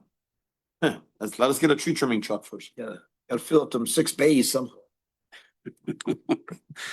Yeah, I mean, the age of our fleet is something that is concerning, and we've been working on getting grants, of course, but we're putting our bid together. The price of fire trucks has nearly doubled since our last purchase, just for there's all kinds of factors that go into that. A truck that we bought for $525,000 maybe 7 or 8 years ago is now close to $1 million. And that's what we're looking at. We have a 30-year-old fire truck that needs to be replaced. But these parts that we're replacing today are just some gated intake valves that themselves are 30 years old and Wow. replacing. Thank you. So, Brogan for that. Yep. Any other discussion? Hearing none, all in favor, please state aye. Aye. Those opposed, the ayes have it, motion carries. Next up is 9E, Human Resource Director Fisher, tentative agreement between the City of Dearborn Heights, POAM, Dearborn Heights Communications Officers Association. Council Chair. Councilman Saab. I move the Dearborn Heights City Council approve the tentative agreement between the city and the Police Officers Association of Michigan, Dearborn Heights Communication Officers Association for a collective bargaining agreement to expire June 30th, 2026, and authorize the mayor and the clerk to sign and complete the contract on behalf of the city when all the changes are incorporated into the document as outlined in 9E. Support. Motion made by Councilman Saab, seconded by Councilman Ahmad. Any discussion? Briefly, I will say that the individuals from our Communications Officers Association have not received a raise in 2 years. And so they're going on their 3rd year and they're getting a 3% increase.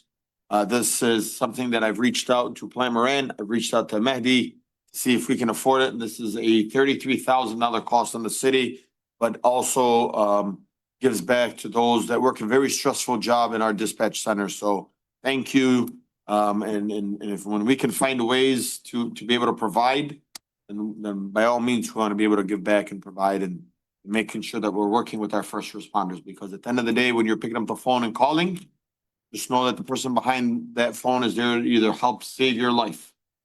Thank you so much. Any other discussion? Hearing none, all in favor, please state aye. Aye. Those opposed? The ayes have it, motion carries. Congratulations. Congratulations. Next up is the interim comptroller Baydoun Street Pavement Program Contract for 2025-2027 Contract execution. Council Chair. Councilman Saab. I move that the Dearborn Heights City Council approve the street pavement program for 2025 through 2027 contract between the city and A&G Construction for a total cost of $3,017,300 and authorize the mayor and clerk to sign the contract on behalf of the city, which will expire in 2027. In addition, authorize the mayor and the comptroller or the clerk to sign the necessary warrants and the treasurer to issue payment from major and local street repairs accounts number 203-203-880-550 and 202-202-880-500 as outlined in 9F. And to also follow the provisions that were added in the contract. Thank you. Thank you so much, but there's nothing still been added to this. Yes, it has. Where at? It's an under the contract. It's at the bottom. It's at the bottom? Yep. Where do you see it, Council Sal? Councilman Saab's very thorough. I go through the agenda very well. It's at the bottom. I read it. Yeah, I see. Oh, yeah, okay.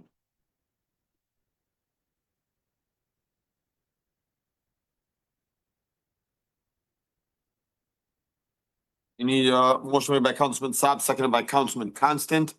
Any discussion? Just to uphold the provisions we added and to bring it back forward in front of us in the next year, next season. Every year. Any And to discussion? attach all photos. And I'll tell you, for me, this is a very sensitive topic. I've seen too many of our patches in our city look like crap. If I feel like at any means that the city of Dearborn Heights is being taken advantage of, not will I just publicly support a lawsuit against this company. I am gonna cut all ties instantly. And if we're not receiving updated photos, measuring tape showing that they're proper, that the cement is being poured properly, I'm cutting all ties with this company. Thank you. Any discussion? Council Chair, Yes, ma'am. so that we have it straight for the record, are we good with the motion as presented, or did you want to add that, what you said, Councilman Saab? I know it was in the last motion. It's already- To it's already in come the back here. contract. It's already in So the you're all good contract, with but I that? want it on record also. Should be in the record that these, the provisions added have to be upheld. And the contractor is to provide photos of every job he does. Okay, thank you. Thank you. All in favor, please state aye. Aye. Those opposed? Ayes have it. Next up is Park and Recreation Director Zbosnik, Council Chair. Parkland Park Lease Agreement. I move that the Dearborn Heights City Council approve the amendment to the lease agreement between the city and Wayne County Parkland Park located at 6500 Parkland Street, Dearborn Heights, Michigan.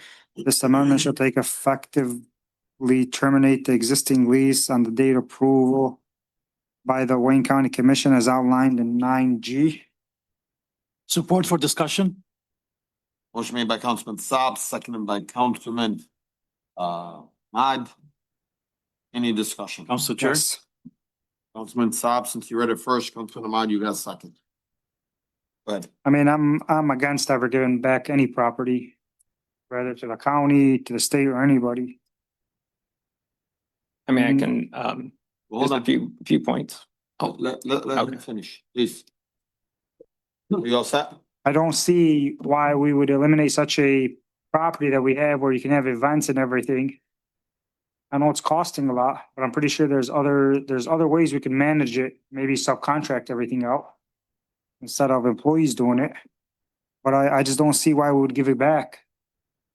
I mean, it personally, it affects a lot of residents in our city and a lot of residents use it. I understand it's a county, it's gonna always remain a park, but it's something Dearborn Heights says it's theirs. Right. I mean, I'm really encouraged by everybody. 1 second, I'm Oh. so sorry. Are you all set? I'm also. Okay, I'm gonna go to him next. I'm gonna give you the floor because I know you're probably not the, and so let them all speak it out so you can respond to I mean, everybody. it's okay, Council Chair, I think the same thing, just we need to know who brought this forward, was that you, or what's the reason behind it? I was told by the administration that we cannot afford the park. And do you have any numbers, like how much does it cost us? And I Uh, understand it's 83 acres that we have to take care of. Yes, I know it is a strain on our DPW department. I don't feel they have the proper equipment to mow that much acreage. When I did go to DPW, I asked them, what does it cost us a summer to maintain the park? And that number for their service to maintain the park in the summer was $28,000. To maintain the park? Yes. And do we know how much revenue the park brings in? Currently, it doesn't bring in almost any because it was locked most of the summer. So it really didn't put itself out there. If we could market the shelters and maintain the park properly, there's the potential that we could bring in maybe 15 to 20,000 in shelter rental. We do have a lot of competition with obviously the Heinz Drive parks that are nearby us, but with a little promotion, we could probably do something with that. You know, Council Chair. you know, if I may, Councilman, Go ahead. $28,000 is not a lot of money in losses for us to give it away. Correct. But what I can tell you is, I enjoyed the firefighters event in there the other day, and I don't know, maybe the soccer individuals can speak. When we go down, not on the football field and where they play soccer, when they go down to where the firefighters hosted their event, does anybody ever use that park for anything? The lower level. Yes. Obviously, our soccer teams use the lower level. And of course, the upper level is the soccer team and our football teams. They use it extensively. The large shelter up on the top needs some repair. You know, it needs, obviously some work on that. We don't get a lot of call for it. But I think just because nobody knows it's there. That's what it is. I just feel like nobody knows it's there. It's not that like nobody wants to use it. It's like in the middle of nowhere. And I feel like we can actually do like a festive Halloween theme or a Christmas theme and we can provide back to the community and like, I don't know, I feel like Parkland Park could really be something. And I think it's something that we should hold on to before we're so ready to give it away. Well, I mean, as a parks person, I agree. I mean, you never want to give up a park. I kind of look at it the same way, our American Indians look at the land. I ask them if they would give away any land today. Probably not. So, we would like to do what I can, but if we don't have the money to maintain it and keep it up right now, it's not getting mowed properly. The sports teams I know are struggling, trying to have, events on it. Well, why don't we do this? I mean, look, $28,000 a year is not a lot of money. I don't think so. Why don't we ask the people that are using it? Hey, we're allowing you guys to continue to use it, but there's gonna be an annual fee of. I mean, how many people are part of your soccer program? Over 100. You tell me 100 people can't raise 10 grand? I'll leave that up to them. I can't speak. And then you can go over to the Raiders and say, come up with 10 grand, and guess what? The city will cover the other 10. I mean, We'll go 10. Everybody gets clean grass. Right. I know as recently as 2 to 3 weeks ago, the Raiders paid a company to come in and cut the lawn at the park. I heard. We're told that they couldn't do it. So, there's some obstacles there. I mean, look, I think we need to just figure this out. I mean, as the park and recreation director, I know you're probably put on a tough spot, but we need to be able to provide for our residents. And I think we can come back and say, hey, guys, like, the city doesn't want to get rid of it, but the city can't afford it. Let's all work together and figure out a solution. But leaving it looking like a dump, you think if Wayne County takes it, Wayne County's gonna make it look any better? They're not. They're not gonna make it look good at all. And it's just gonna be a nuisance to our community. Council Chair. Councilman, Constant, and then we'll go to Councilman Wanso. Yeah, that's a good point, because what'll happen is, so if we don't use it, I'm fairly certain that Wayne County might neglect it, and then we'll have, kids setting things on fire and the building being destroyed. I think you can Being actually. involved in different organizations, we've rented that pavilion for years for different things. Right. And I tried to contact Wayne County several times. that at worst case scenario, could our team still use that park for free? They would not respond to me after several calls. So that would tell you, and I do not have any parks large enough to accommodate these teams at all. And before Hype was built, that's where all the soccer was played. And so there's still what they call the Boy Scout shelter. I think the Dearborn Heights Soccer Club has a shed there for equipment, but that was vital to our program, to the soccer program. I coached Gary Miatke's son. Okay, Councilman, Wentz, are you all say here, Councilman Constant? Yes. What's the current, thank you, what's the current conditions of the lease or to make the term? Lease? The lease? The lease, the current lease that we have is still in effect till December 17th, 2028. But we have 30-year renewals, and I think we have one or two more left. So at that point, we can make that decision if we want to, approve that lease for another 30 years. What's the cost of the lease? $1. Who maintains the restrooms? DPW. They maintain the entire park. But I know we recently built some restrooms there recently. On the lower level, the event at the firefighters chili cook-off. I know so those restrooms could use a little work. Is that up to Dearborn Heights to maintain those and make improvements to those? Yes, there are parks, and yeah, they do. The lower one does need some improvement. I mean, we have a small parks team that we've been out all summer doing our best to keep up all the parks, and we went out there and we cleaned down, washed down the upper level for the Raiders and made sure it was suitable for them. But we can only get there maybe, once a week at best, so, but yeah, it's their primarily responsibility, cutting the grass and maintaining everything there. And I think I sent you a report with a lot of pictures to see what it looks like. It looks pretty rough. I know the people that were here speaking out for the soccer team, they stated that there is a lot of kids that play that can't afford to play in different other leagues. So put an extra burden on them to raise $10,000. That'd be asking a lot. You ask a family to come up with $100, they might go to another program, pay $100 to it, so, but I think we should try to keep it, obviously keep the park and try to keep it free to the, to the people that are currently using it. Maybe get some other fees like you suggested, look into that, but $28,000 isn't gonna kill us. I mean, we spend that much on attorney fees at one meeting probably. I just wanna say something to you real quick, Councilman Wentz, about the $10,000. If I may. If the soccer program is going all year round, you're not gonna find a soccer program for $100. That's gonna allow you to go all year round. What I'm giving here is, I'm sure some people can't pay $100. I'm sure someone might come out and say, hey man, I'm gonna donate the entire 10,000. I mean, you know how it is when it comes to raising money. It's not hard. I bet you we can even get a sponsor to come out and say, hey, you know what? It's gonna cost the city 30,000. I'm gonna donate the 30,000. And so we shouldn't shy away from being able to make those asks to the community and saying, hey, we want to be able to allow the soccer program and the Dearborn Heights Raiders to continue to thrive. We don't want to give up this park. Who's willing to donate the $30,000? I bet you any business, I can find 3 businesses right now that will donate $10,000 each, and we can be done with this conversation.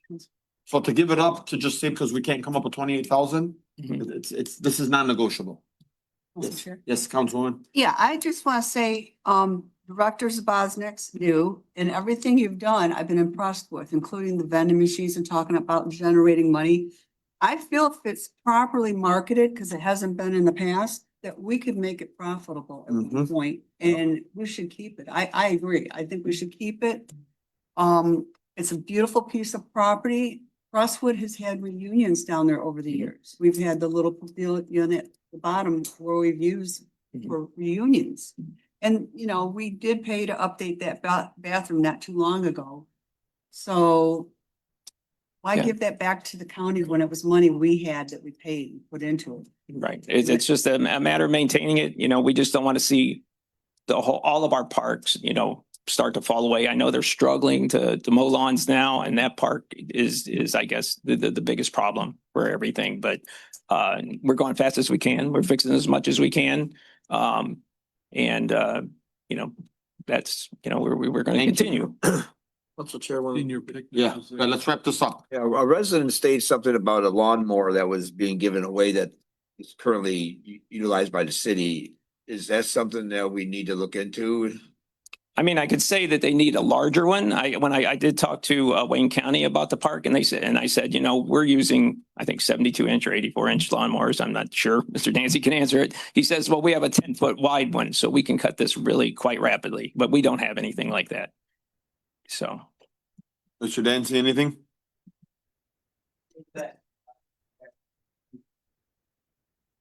For us, I would assume for us. You want to speak at the podium, sir?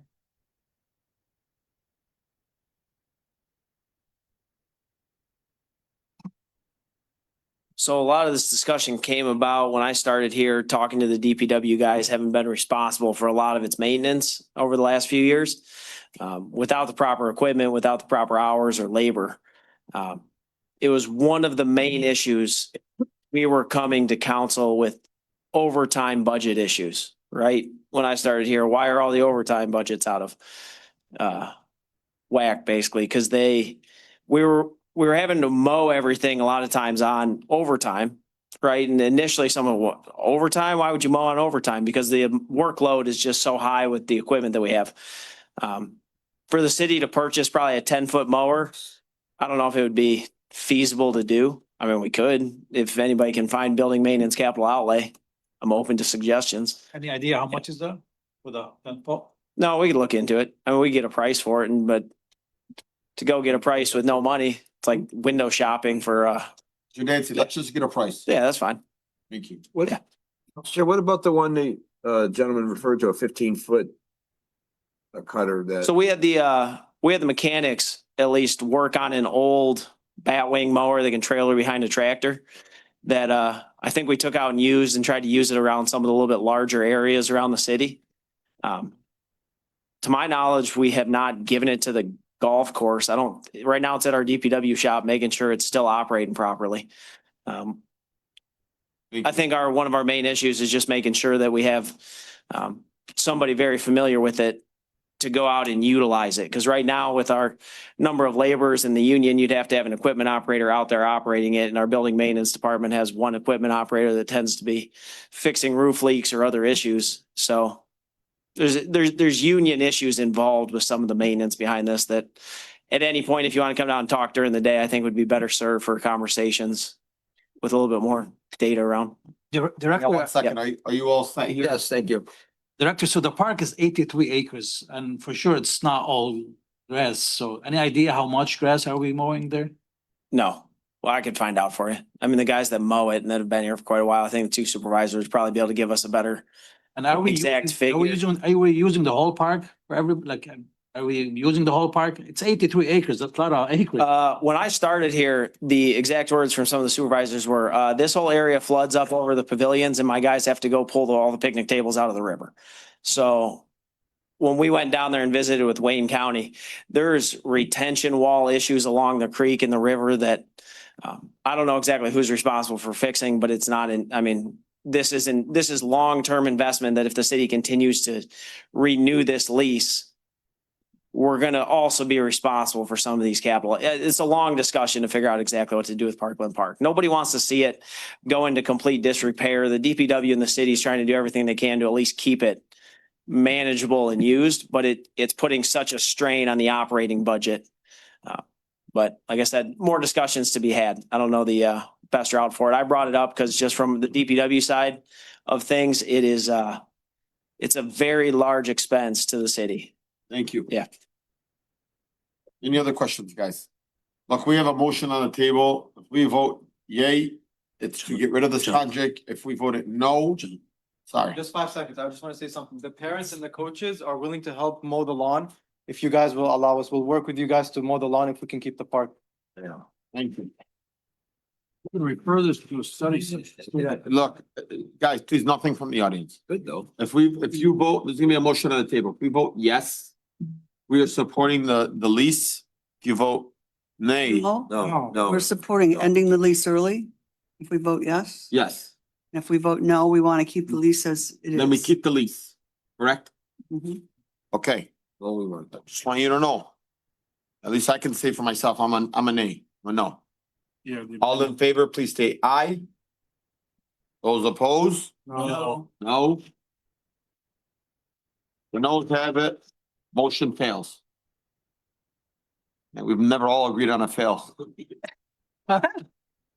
Police Chief Haidar purchase and payment of Clements workstation upgrade. Council Chair, Councilman, I move that the Dearborn Heights City Council approve the purchase and payment of a CLEMIS live scan mugshot workstation from CLEMIS, Oakland County for an annual cost of $10,874. In addition, authorize the mayor and comptroller or clerk to sign the necessary warrants and any future warrants, and the treasurer to issue payment from account 101-300-818-000, of which the current balance is $233,907.49, leaving a balance of $222,907.49 remaining in account as outlined in 9-H. Second.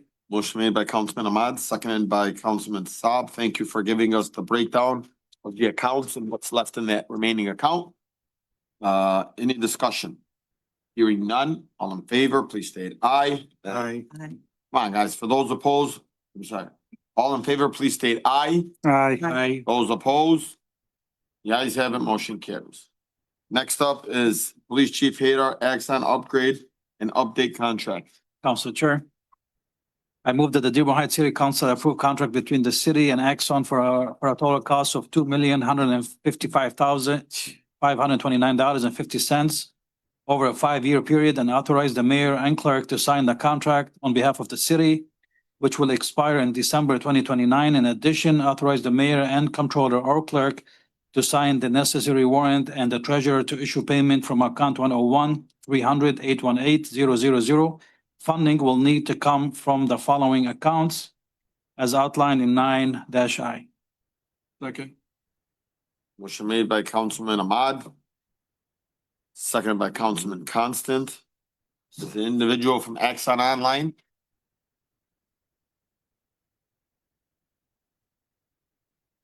Captain, can you please step up? I'll take a large one of those shirts. Medium. It's Kyle Heights. I am online, yes. Kyle, thank you so much for joining us. I know that I wasn't actually here for any of the discussion on the last one. But, you know, I know that there was some discussion, and if any council members want to add anything or speak with Kyle Heights, here's your moment. Council Chair, Councilman. I do want to thank Captain Hand first. I want to thank Carl for giving us the extension till today. I want to thank Mr. Baydoun, our Deputy Comptroller, on working the numbers, and we were lucky to find the money in the forfeiture funds, so we're okay with the fund balance. And I guess I'm good to proceed. Thank you. I will just say, I know, Kyle, that you were having discussions with some council members in regards to potential grants to be able to help fund this.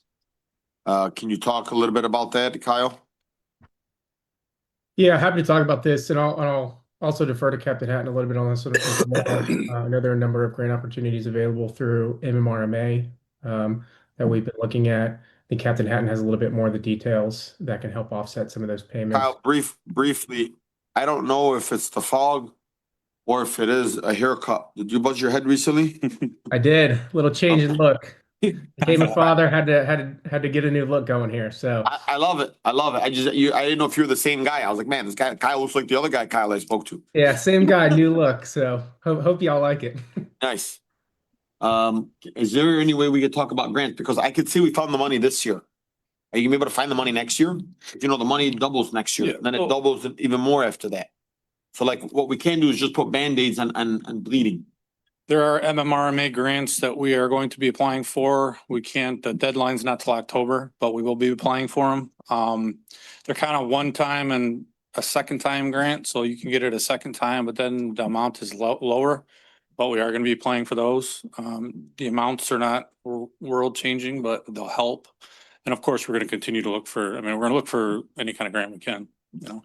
You see the importance of having a grant writer? It is crazy, because if we had a grant writer, we'd have had the money right now. I just spoke to the young lady that used to work for our fire department. Lisa. And she said, there are so many grants out there that the city's missing out on. Here we are.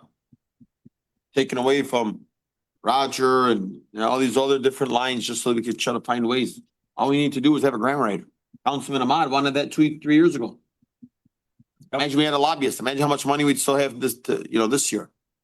Fortunately, we We got rid of Scout Pro. Do we have a reason why? Because they were raising, they had like 25 million in grants. They were getting a lot of stuff. where are they? Every time we asked for Scout Pro, they said we're working on it, but it takes X amount of time to get back to us. They were hired by us and they had a contract by us. Then we What happened? got rid of it.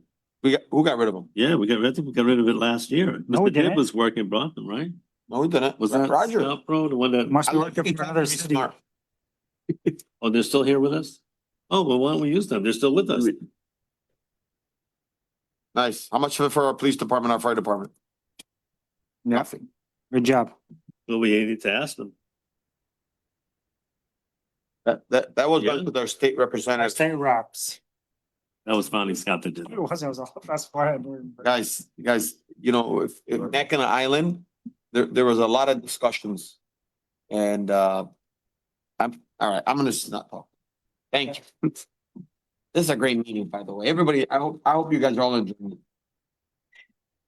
Must be the figs, Must- Angela. Well, look, I mean, I just want you guys to know, this is something here, this is gonna be something that we need to look forward for in the future. Captain Han and the police department, I know you guys do a great job, the men and women in that department. And what I can say is, we don't wanna get to 2 years and be like, $900,000, what are you talking about? When we're so used to just budgeting 300,000-400,000. So, we don't wanna go through it, but we also wanna make sure that we're secured by having some of the best resources. So I'm glad that Kyle was able to give us the extension. I'm glad that you guys are able to bring this forward. Let's take this to a vote. and Also, see- Chair, just before we wanna, you know how much we have in the forfeiture fund still right now? Probably 200K. So we have about 1.15 after expenses, and then this contract is gonna be exhausting the current balance of the forfeiture funds. However, each year you should be receiving about 100 to 200,000 in revenue, so it replenishes some I'm of sorry, it. say that again. How much we have right now? We have 1.15, so 1,150,000, So we're using the forfeiture funds for other stuff too? minimally. So You said we're gonna, we just purchased the vehicles, the 10 Okay. vehicles. uh-huh, This contract is gonna be reducing it to pretty much zero of the current balance. However, that's over the 5-year period, which we also get revenues. So you'll get 100, 200,000 of revenues. So after 5 years, you're gonna be looking at about a forfeiture fund balance if you don't spend anything else on anything else, about 500 to 750,000. so Mr. Baydoun, just to get this straight. Yes. So we're gonna be using 273,000 by This year. December 2025. Once we use it, that account will be to zero? No, that account will be down to about 850,000. Okay. So you're saying by the time we use But 1.2 million? what I'm trying to say is for the 5-year period, Uh-huh. you're gonna be exhausting the current forfeiture balance. Yeah, but I mean, That's 5 years down the 5 line. years, That's what I'm trying to tell you. okay. But you're anticipating revenues each year. The reason for this is that this year it doesn't hit general fund, and that allows us next year to budget and say, okay, because we have this expense, we can say, okay, we can. You know how forfeiture fund works, right? Yeah, You know how we get that money every year? from the drug enforcement. Yeah, please. Yeah. Need to have somebody in the DEA, which we don't have. Hang on, guys. Please, guys, point of order, guys. Come on. Hang on. You have to have somebody in the DEA and you have to have somebody in the narcotic program. And if we're not having anybody in these departments be able to forfeiture some of these things or seize these things, you're not gonna have any forfeiture funds. So this $100,000-$200,000 that annually comes in could be from a potential raid or a federal forfeiture fund that was given back to us. Is that correct, Captain? Well, the biggest difference now is that the money gets held up through the courts because they have to determine. It's just it takes a lot longer to get the money, but we do anticipate, but we have no control over that.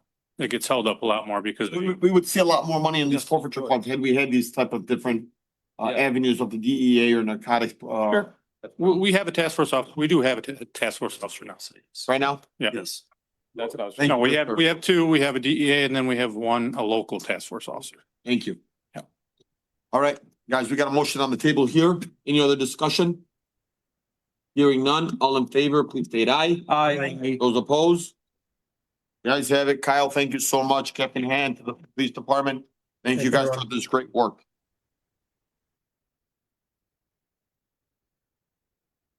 Chief of Staff, next up is 9J, Chief of Staff Hernandez, authorization of a survey. Would like to read this? Council Chair. Yep. Question.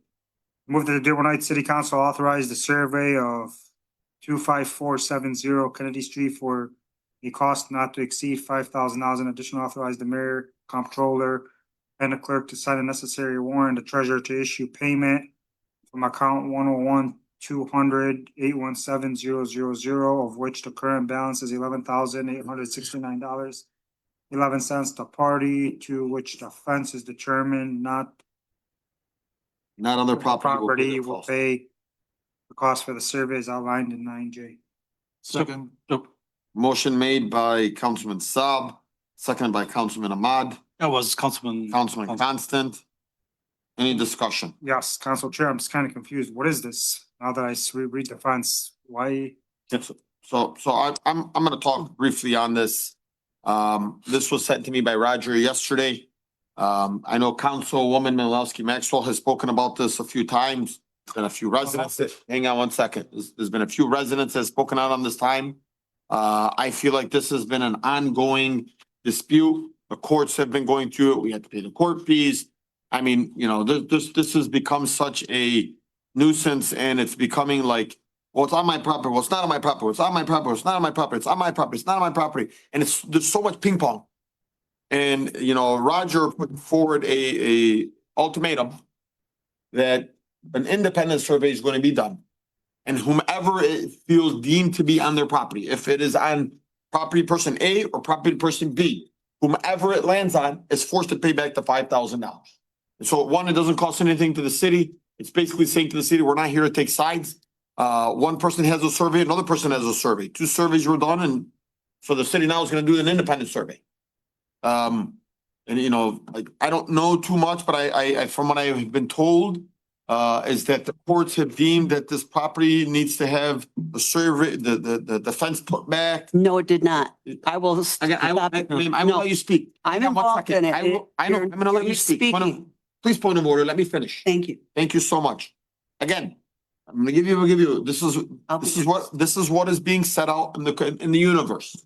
Okay, I haven't been able to listen or read, but what I believe from what I was told is that the last court rule hearing, right or wrong or indifferent, is that the fence has to be removed.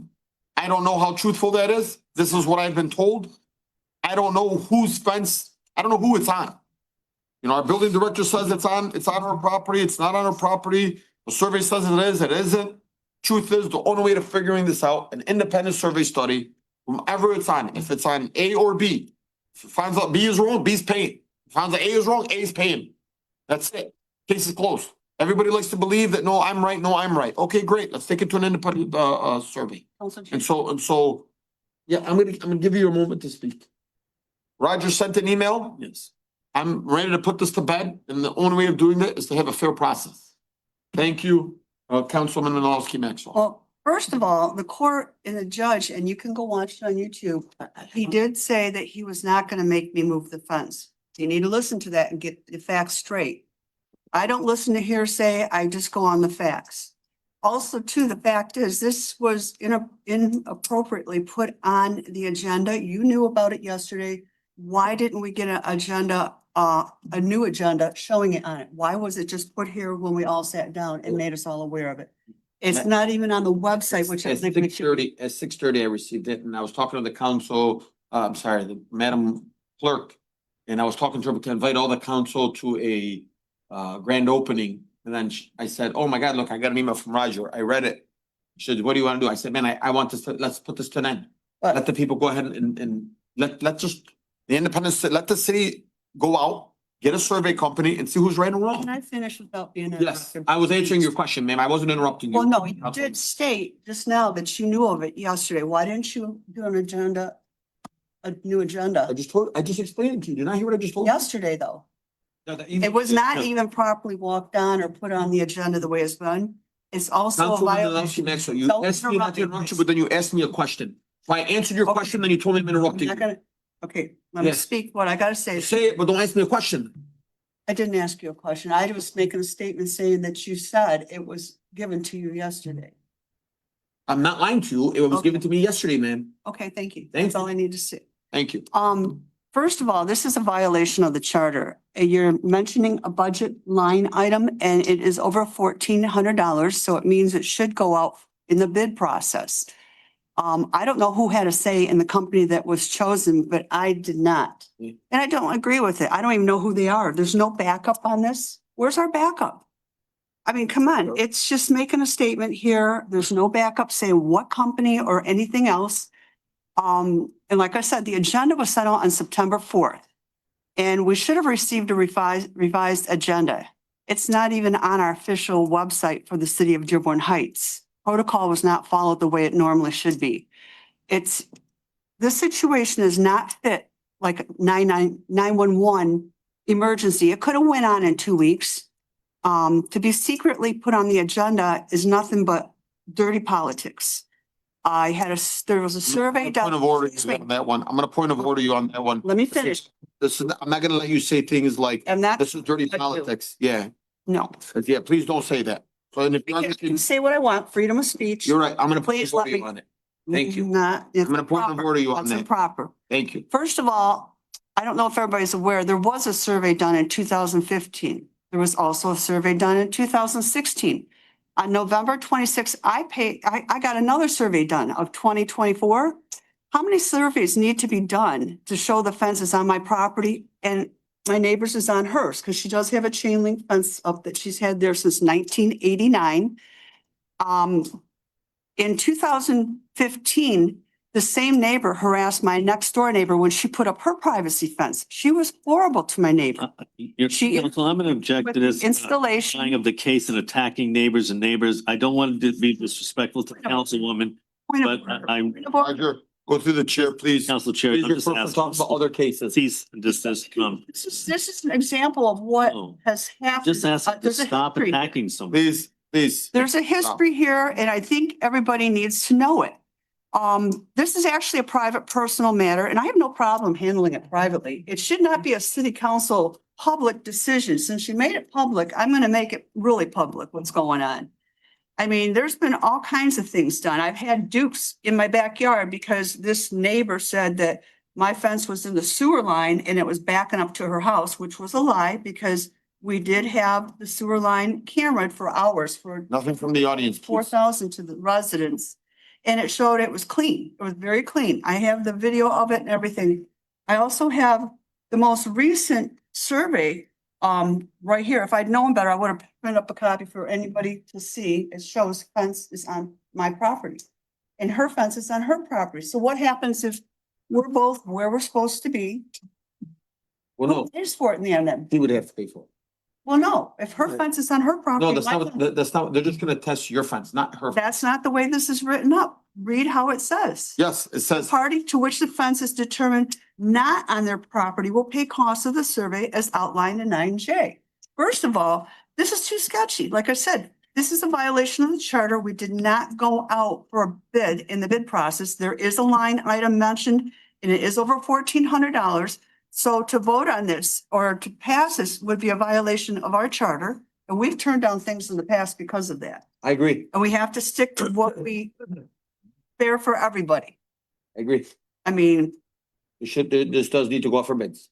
it does. Maybe we should refer it back, to Go go out out for for bids. the bid process or Yep. just Council Chair. deny it. Council, if I may, this. Hold on, are you all set here? Yeah, I may want to go ahead. Yeah, I will call on you next if you want to speak again. I'm not, but I'm asking you, are you all set here? I'm all set for me. Thank you. I want to just respond that when you say things that are political, I hope the guy, you don't think that you can FOIA my emails. Hang on one second. FOIA my emails. Okay. I received this email from Roger last night. I was having a conversation at 6:33 PM with Madam Clerk. It just happened to just pull up when I was Right. speaking to you, so I'm sorry that I called you after hours, Madam Clerk. But it was just to say that there is a grand opening taking place on Friday. Can you please invite all the council and all the elected officials that represent the city of Dearborn Heights and police chief, fire chief, and directors. And I said, hey, I got this email from Roger. What's this about? So this about a fence. I said, man, I'm just getting so sick and tired of the fence.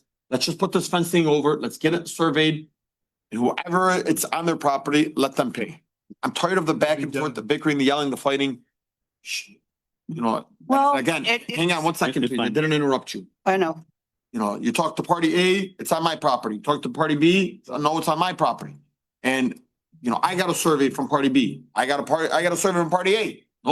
Everybody's fighting. Everybody's going to court. City's stuck in the middle. Roger, I'm gonna go ahead and let you speak. Thank you, Council Chair. I think when, Councilwoman, Malinowski got the temporary permit, it was on basically a one sheet of paper. A resident, came forward and produced a certified, survey in June of 2024. Letters were then sent out to Councilwoman Malinowski to produce proof that the fence is on her property.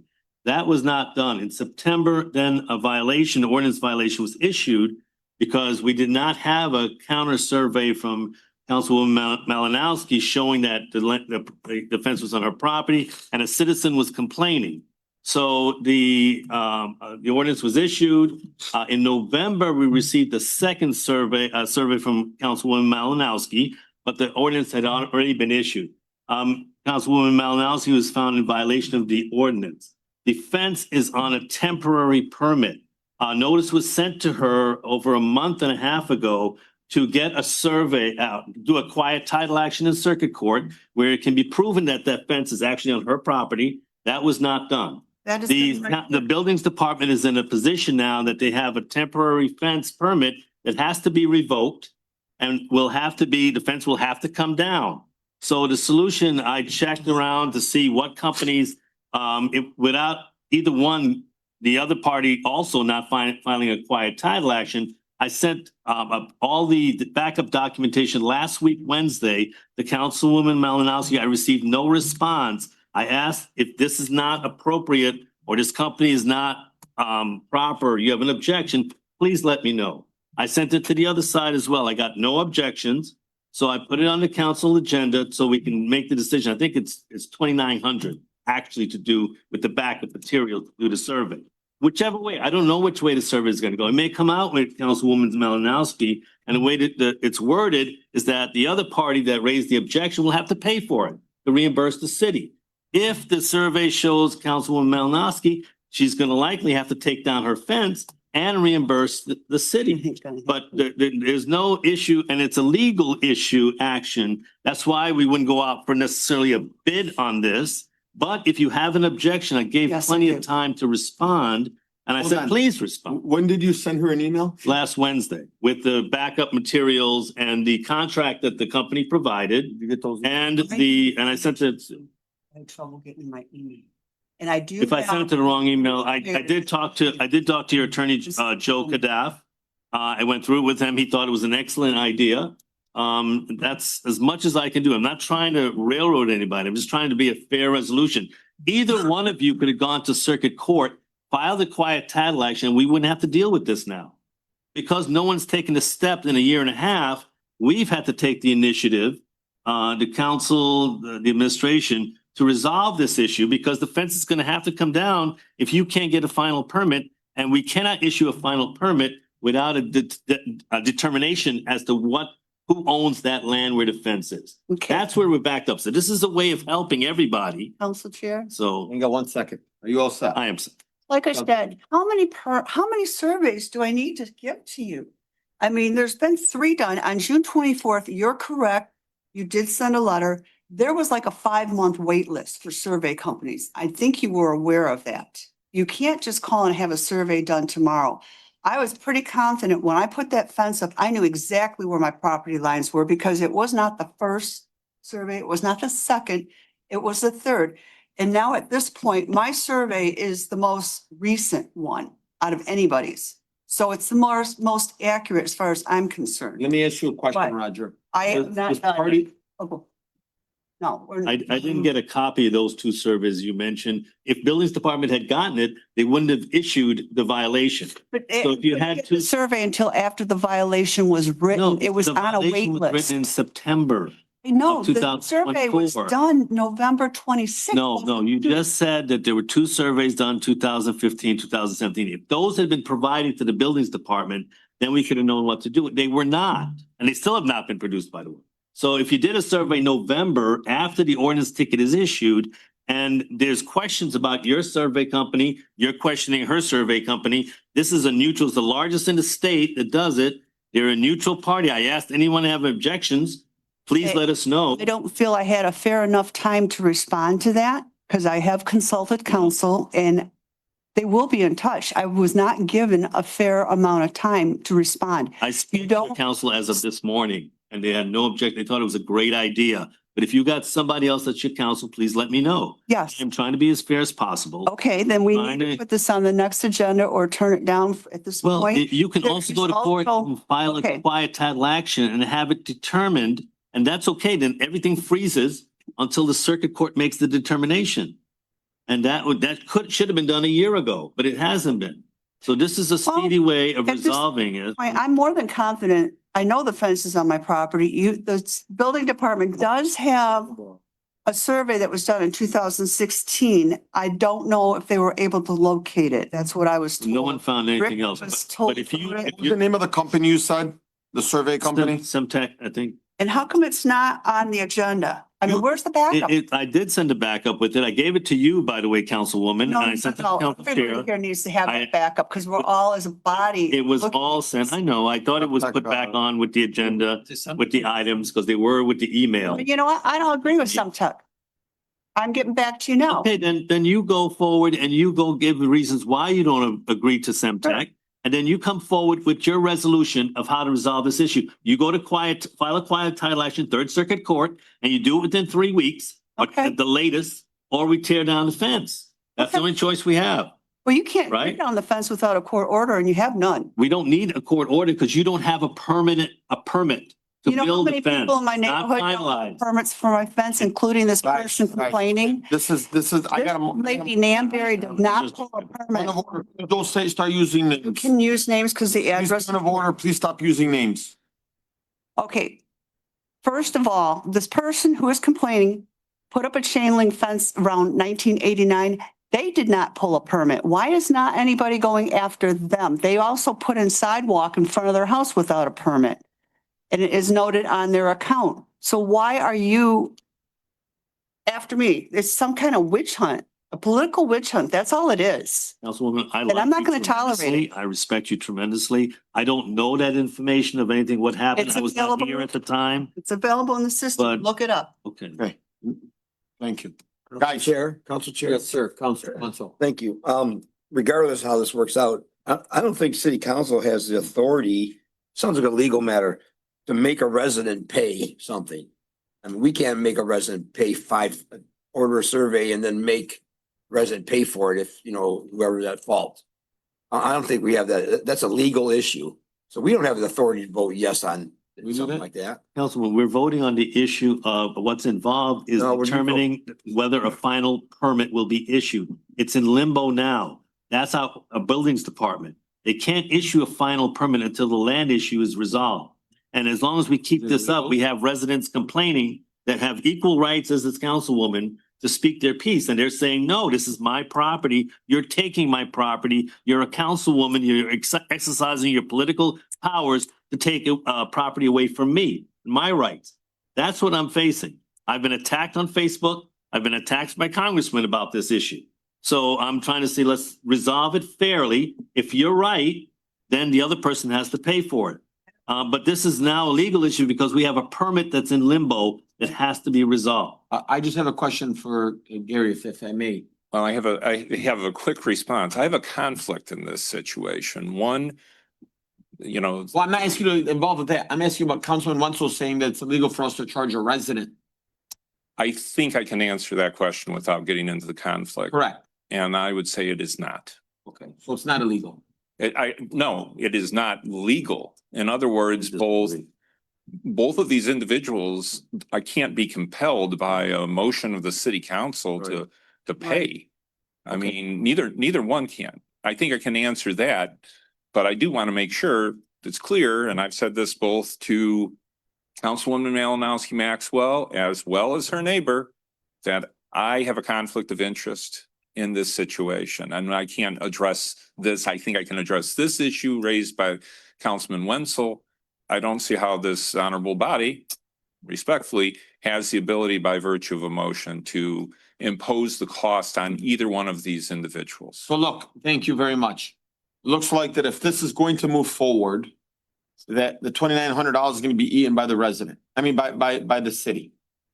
And so the survey can be done, but ultimately, the $2,900 is not coming back. But I still believe that that needs to go out for a bid. And you have to allow the bidders to come out and bid on this. Okay, but I think if it's a legal issue, then they're gonna proceed with their action against the fence. And yes. And if we'll she do does the not bidding have a process. permit that's been closed out to keep the fence up, then it's Right. on the city to issue that ticket to remove her fence. But the city's not gonna go into her backyard and No, remove it, the, right? the city will, if the fence is not, and there's a neighbor it's not just Miss Malinowski, there's another, as a resident, Correct. that's saying, yeah, that's my property. So the fence has to come down till the issue will stay as who owns the property. And then they can wait till the bidder comes in and then they agree on the bidder. So what the options we have, and I'm gonna say this to the body and to everybody. We can proceed with this survey for $2,900. No matter what, neither of them have to pay the $2,900. It would be an eat up by the taxpayers, okay? Or if we choose to vote this down, the fence must come down. And until a proper independent survey can be proven to the city. Let me finish for a second. I know you don't want to hear what you want to hear because you're. No, I've already addressed this with an attorney. I know what my rights are. Thank you. I'm just You telling you. don't. Man, you have asked me 3 times not to interrupt you and I've sat quiet. Every But time when I've you're gotten up. when you're misspeaking, I'm going to correct you because I've already sought legal counsel. I know what my rights are. Okay, I know it has to be done. ma'am, And you're not informed on it. And I Councilwoman. don't blame you for that because you're not. Councilman, I also did not receive an email that you said you received and you looked over on the weekend, which you knew about this and I had no idea about it. I Expected to be walked on. yeah. It should have been on the agenda in 2 more weeks if it was gonna be on the agenda. So, There's no but anyway, reason we're having this to walk on. discussion and you've interrupted me at least 5 times and I'm respectfully. And you also interrupt me. So let's just agree to disagree. Okay, Council Chair. hang on. All I'm saying is, regardless of what happens, the city is gonna enforce, according to what Roger is saying. Please, I'm just speaking to the universe. I'm not speaking to you, Councilwoman. According to what Roger is saying, whether we approve this or not, your fence is gonna have to be taken down until you can get some type of legal documentation saying that that is your property. That's all I'm putting out to the universe. Whether you like to hear it or not, the city is saying you don't have a finalized contract. I'm gonna go ahead and go over to Mariana. I don't know, but your neighbors also, she's got one. Yeah, and when was hers done? We don't know Council Chair. how old it is. I'm sorry.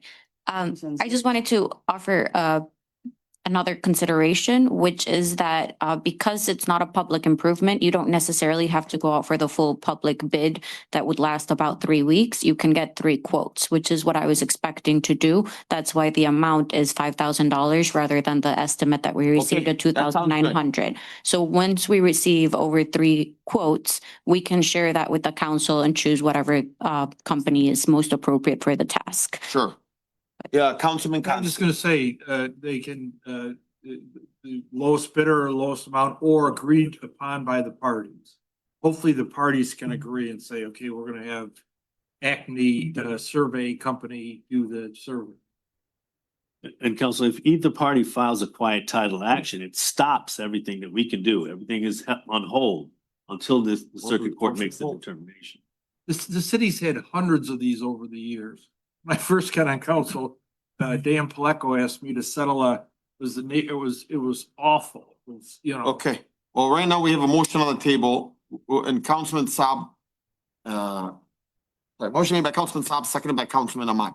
So Councilman Costa. I'm sorry, Councilman Constant. Council Chair, so we have to amend it because you cannot legally charge either one of us. Correct. Would you like to amend your motion Motion. so that nobody's being charged? So nobody's being charged. And so that an independent survey is being done And it's an expense on the city. And an independent survey is being done at expense on the city Maybe when go off three of it. bids, or get three. bids. And bring it back for Get three approval. quotes. And then bring it back at that. time Yes. For Yes. approval. Yep, and so it's not costing you anything, and if your fence is on your line, your fence is on your line, you don't have to touch it, and this will close out your contract, this will close out your, That's what Hayden, I- the let- judge did say, if you listen to the YouTube, it's a YouTube. I'm not gonna listen to the YouTube, I'm so sorry, guys, like, this is not my problem. But you're speaking upon it, and I want you to be educated in how you speak on it, Yeah. and knowing what exactly the judge said. Send me that, can you send me that clip? I can. Send me that clip, I will. thank you. All right, so he amended his motion, Councilman Constant, do you second that? Yes. Okay, so Roger, just for full clarification. There's a motion on the table by Councilman Saab, seconded by Councilman Constant, to not charge either party because it is illegal to charge either party. Not illegal, but it. I don't agree with it, but I Okay, understand what you're saying. let's just go by that, okay? Yes. And the motion stands here that this is gonna be on the taxpayer. Okay, Line out. we're gonna take that line out Then, so and then it's on the but you city. have to get a quote and it has to have that company has to come back before us with their contract. Okay, And I don't have to say it, but I know Councilwoman Max will recuse herself from it. will you please recuse yourself from this vote? Yeah. No. I'm not gonna, You have to. recuse I don't yourself. have to do There's anything. You're a party. monetary. Well, I'm just asking, does there have to be a recuse, yes or no? That's Yes, the final one. yes, there's conflict of interest, and Gary's not the only, I'm just asking for a second opinion. I'm just getting. a Second opinion is fine. I Thank think, you. you know, I think I can address this again. I have to be very careful because of potential conflict, but if the councilwoman's considered to have a pecuniary interest in this matter, then she would have to recuse herself. And that's all I want to end up saying under the circumstance. Okay, well, Councilwoman, please recuse your vote. I'm not gonna, Okay, I'm gonna still vote. thank you. Okay. Council Any- Chair, Yes, sir. one more quick question. I mean, isn't this a legal issue in the end? I mean, why is the city council getting involved with a personal legal issue? Councilman, it's because Roger has told us, that I want you to hear this out. You ready? Roger has told us the councilwoman put up a fence and has not closed out. So she pulled a permit to get to put up a fence. He sent her whatever emails that he sent her. The building department has told her, you have not closed out your permit. We are asking you to remove your fence. A resident is coming back and saying, the fence is on my property. Here is my survey. The other neighbor says, well, no, I just got a survey and I've had two others. Hasn't given any to the city. The city is now saying, take down the fence. We're going to court. According to one party, the judge didn't say take down the fence. Going to the other party, the judge did say take down the fence. I haven't seen a recording. I don't know who's where to stand here. Council's not getting involved. Council's approving to saying, get an independent study so that this can be put to rest. Right? I know this is a very tough situation. It's a very tough situation for every councilman. One to a colleague and two to a resident. Right? But the reality is this. Both parties believe they're right. And we don't know that, we don't indefinitely know that answer. And so it's like, are we going to do the right thing by saying, keep going to court? They've been to court. They've been to court 3 times. And there's still a permit that's not been closed. And the reality is, in protection of actually Councilwoman Menalowski Maxwell, they're not gonna close out the survey. If they're not gonna close out her fence permit, it's in her best interest to come out and say, absolutely, I'm not gonna have to pay for this independent survey. I've already gotten the survey. I know where my fence stands. Great, let's have another survey done. But unless there's something being hidden, and I'm not saying that there is, I'm not insinuating that there are, but unless something's being hidden, there should be no reason. Like if I did a survey and somebody said, bro, this is on your property, and the city's about to come out and say, I'm also gonna do another survey for you. Do it. I have nothing to hide. But if there is something to hide, then don't do it. If anything, the only person that should be benefiting are the 2 parties. The rest of the council's like, this is pointless. But just as clarification, this That's a court bad judge, precedent just for future council, situations. I agree with you, but you know how many council members, look, I'm not here to get into the nicks and knacks of things. I can tell you right now, if my neighbor was fighting with me over a couple inches or a couple of feet of my fence, I'm moving my fence. I'm telling you right now, and I'm putting this stuff, at least that's me. Maybe other people are gonna say, no, it's encroachment, it's this, that. I don't wanna fight with my neighbor. I don't wanna fight with my Council neighbor. Chair. And I'm not saying that that's what the councilwoman has to do. Cause she's entitled to her property, she's entitled to what she believes is hers, and that's fine. I'm telling you, me, Mo Baydoun as a person, I can't speak for you or Councilman Ahmad or Councilwoman Malowski Maxwell. But this situation is never going to leave us alone. Council Chair? Right. Yes.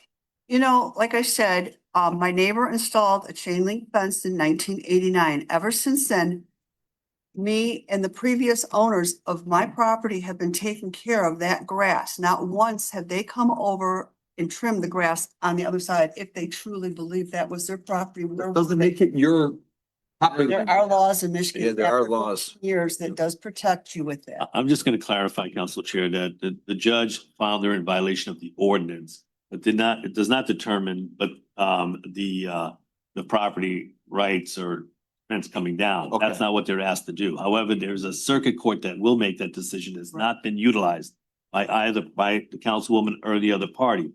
Therefore, the fence will have to come down because it's a violation of the building code and it's not finalized. It's been not finalized for a year. So this is a way of resolving. But if you believe that this is your,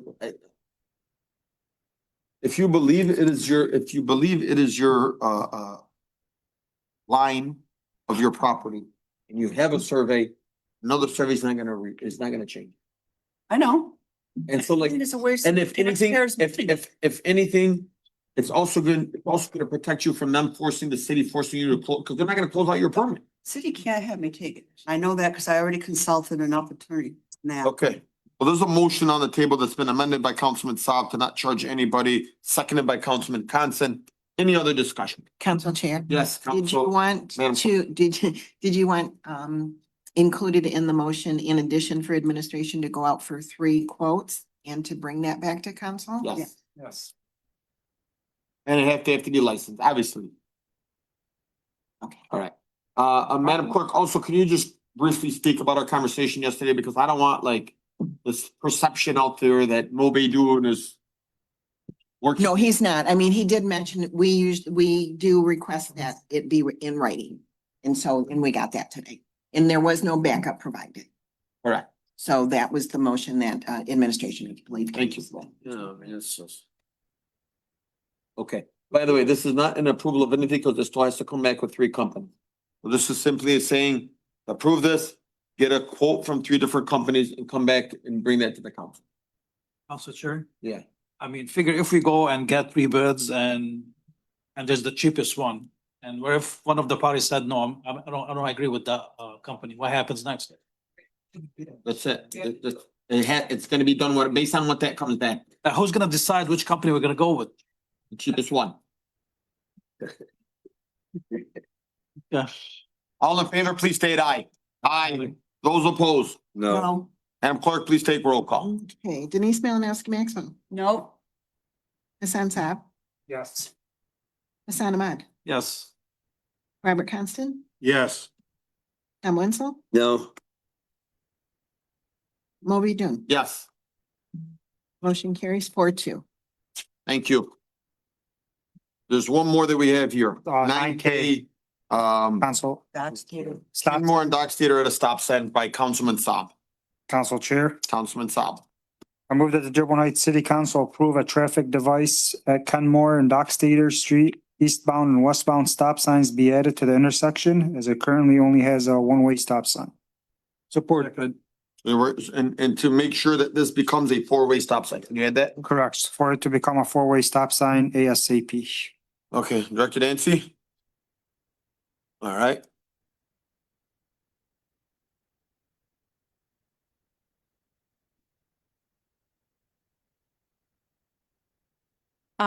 Council Chair, I just wanted to be cautious with regards to this because I know that we typically have to have the traffic bureau at the police department Okay. review any stop signs as well as do a engineering study with our Okay. TIA company. So I don't know if any of those have been done yet. I- Typically, this come from police department. I would suggest waiting until they finish all of their reviews.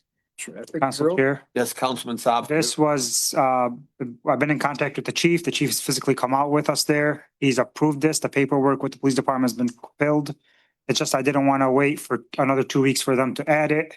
So the chief sent an email today, go out, put it on the agenda and approve it. The paperwork is ready to be sent to DPW.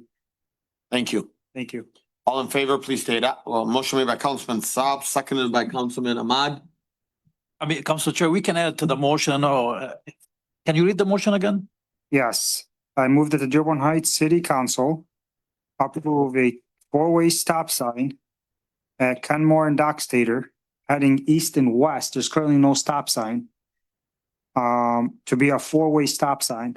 And this has been approved by the chief. The chief has physically gone there. That's not part of the motion. No, let's just say maybe upon the traffic division approval, study and approval. It is approved. It's just they're waiting on Just put it the to the motion. on approval of the traffic division And the Dearborn Heights Police Chief. and the police chief.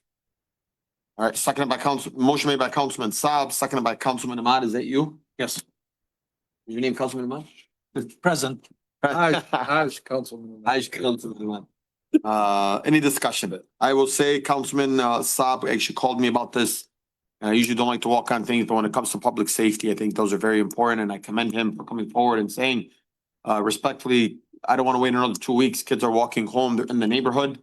And this is something that he has already went out, taking the time to meet with the police chief and other officers, so that he can, we can better the city of Dearborn Heights.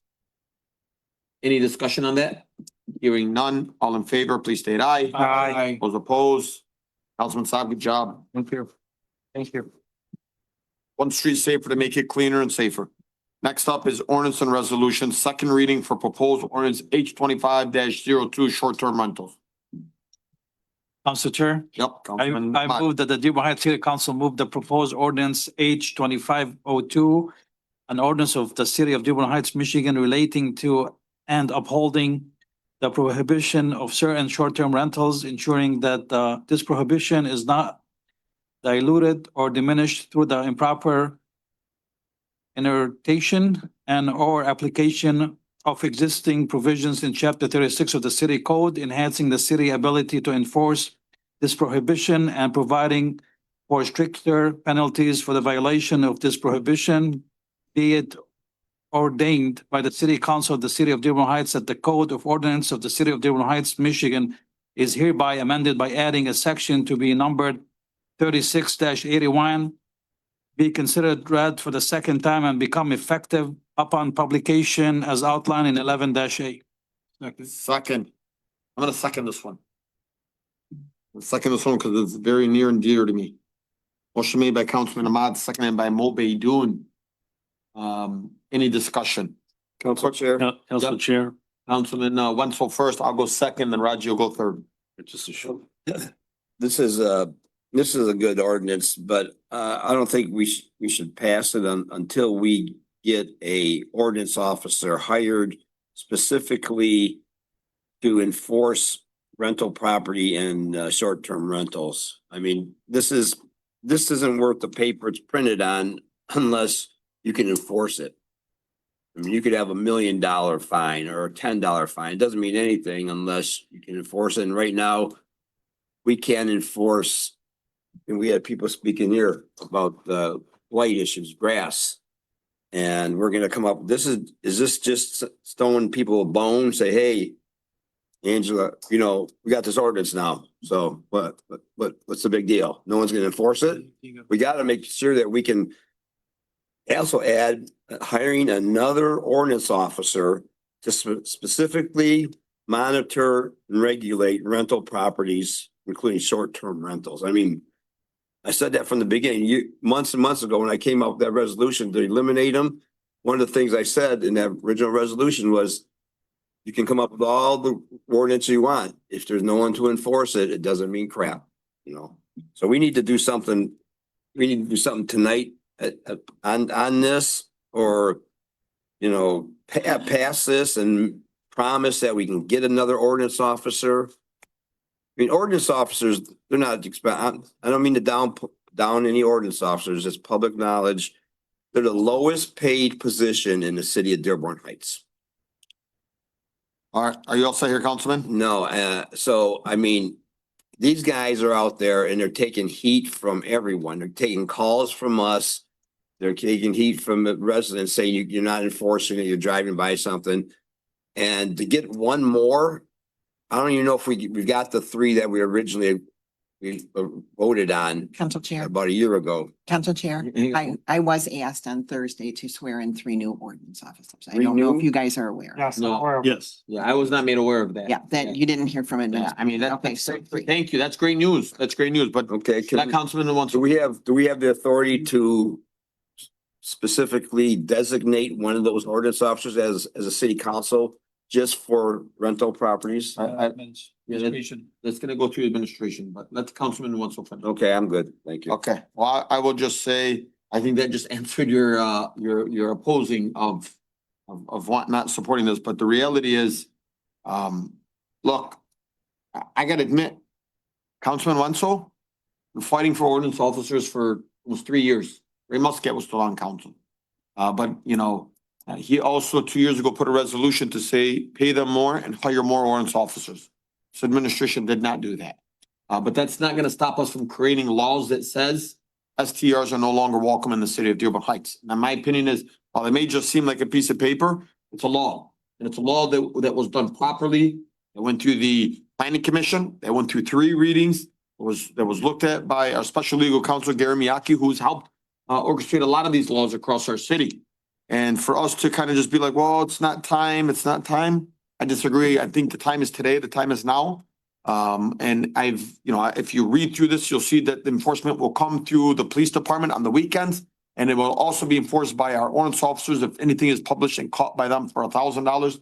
And if an officer walks up and finds out that this is a short-term rental, it is a $5,000 fine onto the host. To me, yeah, this is the law. And sometimes it's hard. You can't enforce the law at all times because everybody's got so much grass, there's so much blight.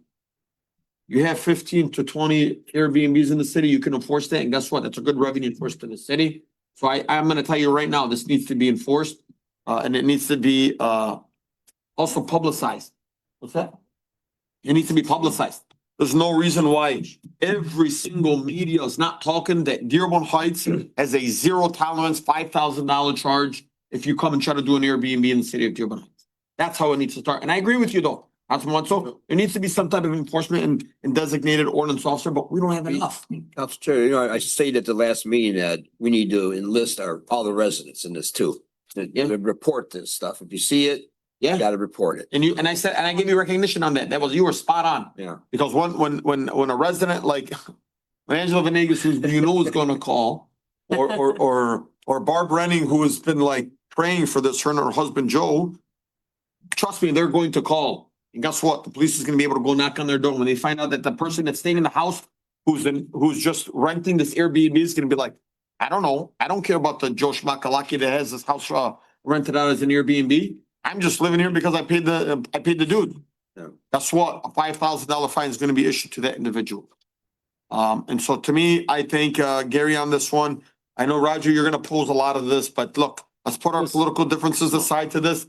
Let's do what's best for the city of Dearborn Heights. Yeah, thank you, Council Chair. I'm just gonna say, yeah, I do oppose it, just for the record. You know, A lot of Roger, you oppose my- anything, hey, this guy breathes, you oppose. No, a lot of my issues were raised in the planning, but in the planning commission report that you made, minutes that were made part of this record. However, like I said, I don't see a lot of the police report complaints numbers.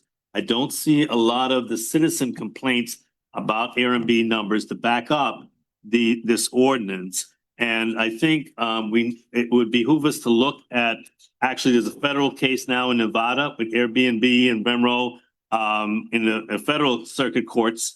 I've looked at other cities, New York, with their Article 18, New Jersey, other cities are wrestling with the same issue we're wrestling. So I'm not condemning that. The issue of short-term rentals. However, the property right issues of those who own their Airbnbs now, in terms of people using it to cover rent, to make mortgages, their property rights, I don't think we've properly considered, which has to be properly addressed with the documentation. Thank you for your opinion on that one, Thank you. sir. Thank you so much. I also want to say, I know I talked about it earlier that I want this to be plastered all over the media. We have media here tonight. And Sue, my request to you is front page. Dearborn Heights will fine you $5,000 if this gets passed tonight. Please, another round of applause for Sue, because we're lucky to have you here with us. Any other discussion? Council Chair? Yeah. I mean, as much as I agree with Councilman Wenzel, but this is needs to be, I know this needs to be enforced, but we're doing our job here. Our job is to come up with this ordinance and let the administration do their job. So I think we need to vote on this today. Short-term rentals. I mean, I said that before. I mean, we cannot enforce it in our city, and I guess our city is not made for short-term rentals, so You agree, right? I do, definitely. So. All right, Gary, we're gonna give you the floor for like 2 minutes. I'll be as brief as possible. I just wanted to point out, based on what was said, is the only thing that I found with regard to a court having a finding with regard to these issues in the state of Michigan pertain to Park Township on the western side of the state, where the Ottawa County Circuit Court basically dismissed a lawsuit saying that at the finding that there was no legal basis to challenge a similar ordinance. So based on that very limited precedent, it appears that we shouldn't have a problem. And I think that makes sense because, again, I think as one of the residents pointed out, not using any residents' names, that the idea is that we live in residential areas, not commercial areas, and therefore this makes sense from a zoning standpoint. The changes that I made reflected the changes with regard to the amount of the fine, both for marketing as well as for either running an Airbnb or not a short-term rental business or leasing property as a short-term rental, contrary to the ordinance. And the notice provision I put in, I think also is very consistent with what the council wanted. And it's very tight. I mean, I think it's very clearly written, and the administration should be able to do it. The only thing I would note, and Council Chair, as I noted, I think it's not a completely settled question about the amount of the fines, but that based on my research, particularly because municipal civil infractions are specifically provided for under Section 4L of the Home Rule City Act, and comparable provisions having to do with blight specifically allow for up to a $10,000 fine being able to be imposed by an administrative hearing officer. I think the better argument is that this fine amount, the $5,000 and the $1,000, would be upheld if legally challenged. So I think I've covered what I need to cover. And Hey, are you happy, Angela Venegas? Yep. Is Barb Runner listening? Is Barb listening? Is Barb, look at Barb. Let's see your teeth, Barb. Let's see you smile. There you go. All right. Guys, I think this is a great day in Dearborn Heights. I think this is what the residents have been really praying for. And this is a vote that should be easy, unanimously. And if you vote no, I'm gonna give you the stinky eye. Motion made by Councilman Ahmad, seconded by Baydoun. Yes. All in favor, please state aye. Aye. Those opposed? No stinky eyes. Motion carries. Good day. Look at Barb. Look how happy Barb is. You can hear Joe's laugh from here. Next up, we have new business, temporary food truck cart license application for Superfit Nutrition Live Barbecue. Councilman. I move that the Dearborn Heights City Council approve the temporary food truck cart license application for Superfit Nutrition Live Barbecue is on line 13A. Support. A motion by Councilman Saab, seconded by Councilman Constant. Any discussion? I see none. All in favor, please say aye. Aye. Any opposed? The ayes have it. Moving on to 13B, temporary food truck, cart license application, Tacos La Conquista. Council Chair, Councilman, I move the Dearborn Heights City Council approve the temporary food truck license for Tacos La Conquista as outlined in 13B. support. Motion by Councilman Saab, seconded by Councilman Constant. Any discussion? I see none. Councilman Constant, Wenzel, no, have you been checking? No, I No? didn't. Okay. All in favor, please say aye. Any opposed? The ayes have it. Moving on to 13C, business license renewal, Anthony's All Car and Truck Sales LLC. Council Chair, Councilman, I move that Dearborn Heights City Council approve the business license renewal for Anthony's All Care and Truck Sales LLC at 20032 Van Born as outlined 13C. motion by Councilman Saab. Do I have a second on this one? No second? Second. Well, seconded by Councilman Wenzel. Any discussion? This is the, well, never mind, no discussion. No discussion? Oh, okay. This is the old Mickey Coopers and the guy, he's Yeah. had his problems, but Say that again, Councilman. right on the corner of Van Born and Pelham. Okay, Nothing else. nothing else? Any more discussion? Okay, I see none. All in favor, please say aye. Aye. Aye. Any opposed? Ayes have it. Moving on to council member comments. Council Chair, I Councilman. actually wanted to, Council Chair said to go back to, we'll get back to it. I want to suspend the rules and go back to the agenda items.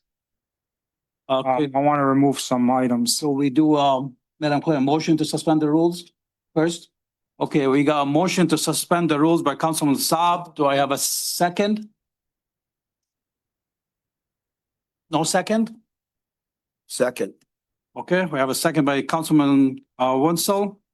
Okay, we can take it to discussion. Go ahead, Councilman. You need to Council, vote first. Yeah. Okay, all in favor, please say aye. aye. Any opposed? Okay, the ayes have it. Council Chair, You want to discuss claims, correct? yes. Do you want to resend that motion and then start all over? To send the motion. To remove, To the 487? Because you already voted on it. right, item, the current claims, transfers and claims. Yeah, so I want to rescind our first motion, Which would be motion 487 by the, 487, and I want to add a new motion on. so you're going to vote on that one first to Yeah, rescind. let's rescind motion 487. Okay, so you want to make a motion to resend Motion 487? 487. Okay, we have a motion by Councilman Saab to resend motion 487 about claims. Do I have a second? Second. Seconded by Councilman Wenzel. All in favor, please say aye. Aye. Any opposed? The ayes have it. Now you can, Okay, now you got. Council Chair, go ahead, sir. I move that the Dearborn Heights City Council, I make a motion that Dearborn Heights City Council approve the current claims ACH wire transfer 6-1, 6-22, and 624 through -658 as submitted. Okay, a new motion by Councilman Saab for the claims. Do I have a second? You're going to amend it after Yeah, too. Amend it after. Okay. Second. That's what I mean. Okay, second by Councilman Wenzel. A discussion now? Council Chair, Go ahead. I'd like to remove items 19, 31, 32, 33, 31. No, 31. 31 to 33. and then I would like to also, Do you want 35? We went back to claims. He wants to take. 35.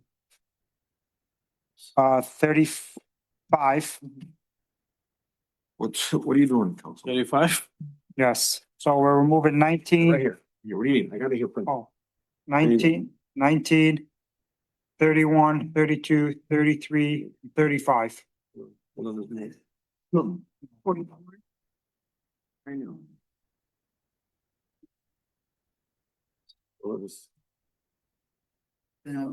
You know what? Take out 52 too, No, it's not 52, it's 51. or 51. It's 13. 51. And actually 44 also. We just.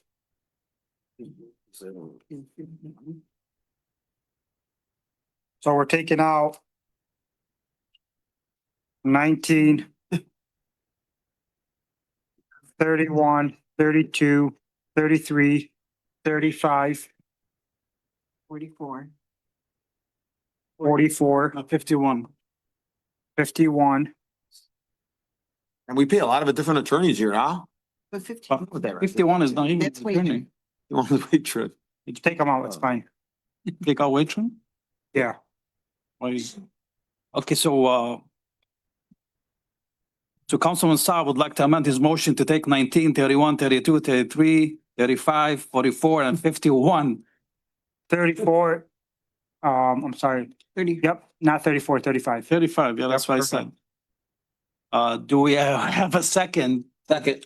Okay, second by Council Chair Baydoun. We go to discussion now. Council Chair. Council Chair, okay, go ahead. I'm removing all these legal fees until our corporation, our special legal counsel that's been representing the city and all the residents are actually paid. No legal firm is gonna get paid. So your council chair, he's holding up contracts out of vindictiveness to try to retaliate. Okay, I just want to be clear what the reason. No, it's not retaliation. It's not And retaliation. advice from a It's special paid. counsel that's not legally That's by the legal. charter appointed to step in and do any of this Council stuff. Chair, can we take this You've for a appointed vote? illegally. I'm just creating a record, council chair, Thank because you the so results much. are gonna Any happen, other they're gonna discussion happen. here? Council Chair, just for my own information, why 51? It's not even legal, not even attorneys. I would actually ask him what to do earlier. I wanted more of a documented. Like more information on it. backup on There's that? no backup Yeah, on there's this. no backup. And Okay. earlier when he did it, I said, man, I wanted to remove 51, but I forgot because I was in the middle of listening to him talk about the ones he was talking about. So I told him, please make sure add 51 this time. Because all it says on it is labor rate, that's it, it doesn't say what it's for. Yeah, and I know we've asked wait trim several times and Mhm. please give us updated information. So Mariana, please just have wait trim give us more. That was just my reasoning for 51 to be removed. Okay, and what's the reason for 44 and 35? Or I'm sorry. What's the reason for removing 35 and 44? I believe that if any legal service is done for the city, every law firm should get paid, not certain individuals. Not certain law firms and not others. And there's also a legal contract that says that our special legal counsel needs to be paid, but it seems like it's retaliation. So if Roger wants to play the retaliation card and be the, you know, like the boy that cried wolf. Oh, I'm sorry. If you're saying, council chair, I'm doing retaliation card, let's be Yeah. clear. I'm doing a chart. The charter says special counsel works under the corporation council. You don't get to think to make your own decision of what You're right. your own separate corporation council. Like you said, I represent the mayor and you have a council represent you. That's not by the charter. Please, That's no. a violation of the charter. So You just be represent the city. clear. Yeah. And Mr. Miyake is giving legal advice against my legal advice, which is a violation of the ethical rules. I'm putting it out there. He can get up there and say whatever he wants to say. But now you want the gloves off. I'm gonna make sure these companies, all law firms all know what you're doing and your reason for doing it and the vindictiveness. Thank Just you. like Thank you you. did when you passed that resolution that he advised you to. Thank you. That got rid of Swope, whatever, paying them. Nobody advised Any me. money. Yes, you did. Nobody advised Yes, you me. did. You took his advice. One Don't more. tell me Hey. anything. Do that again. Slide. Point of order.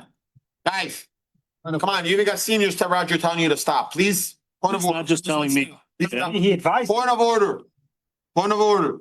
Point of order. Roger, if we're following the charter, like you say you want to, and technically you were never renewed. And that's what the No, charter that's says. wrong. Because I showed you June 24th letter from outside counsel, Point of- and I showed you that the assessor's contract says it's indefinite. And then you added the word at will, which is fine. Point of order. At the discretion of the mayor. Please. That's Come on. that's the charter. At least respect the residents, not me, man. Council I know Chair. you don't respect me, but listen to the residents, please. Council Chair, I would like to hear from Mr. Miyake. What do Hang you on think one of- second, Councilman, hang on, calm down.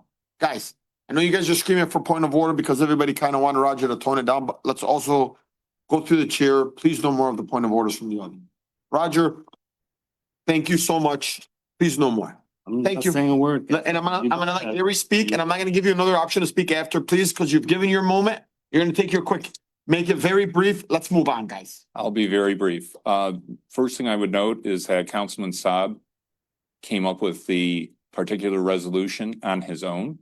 I did not end up preparing it. I had no involvement in that other than showing up at that meeting and saying you could do You didn't this. even like Councilman Saab at that time.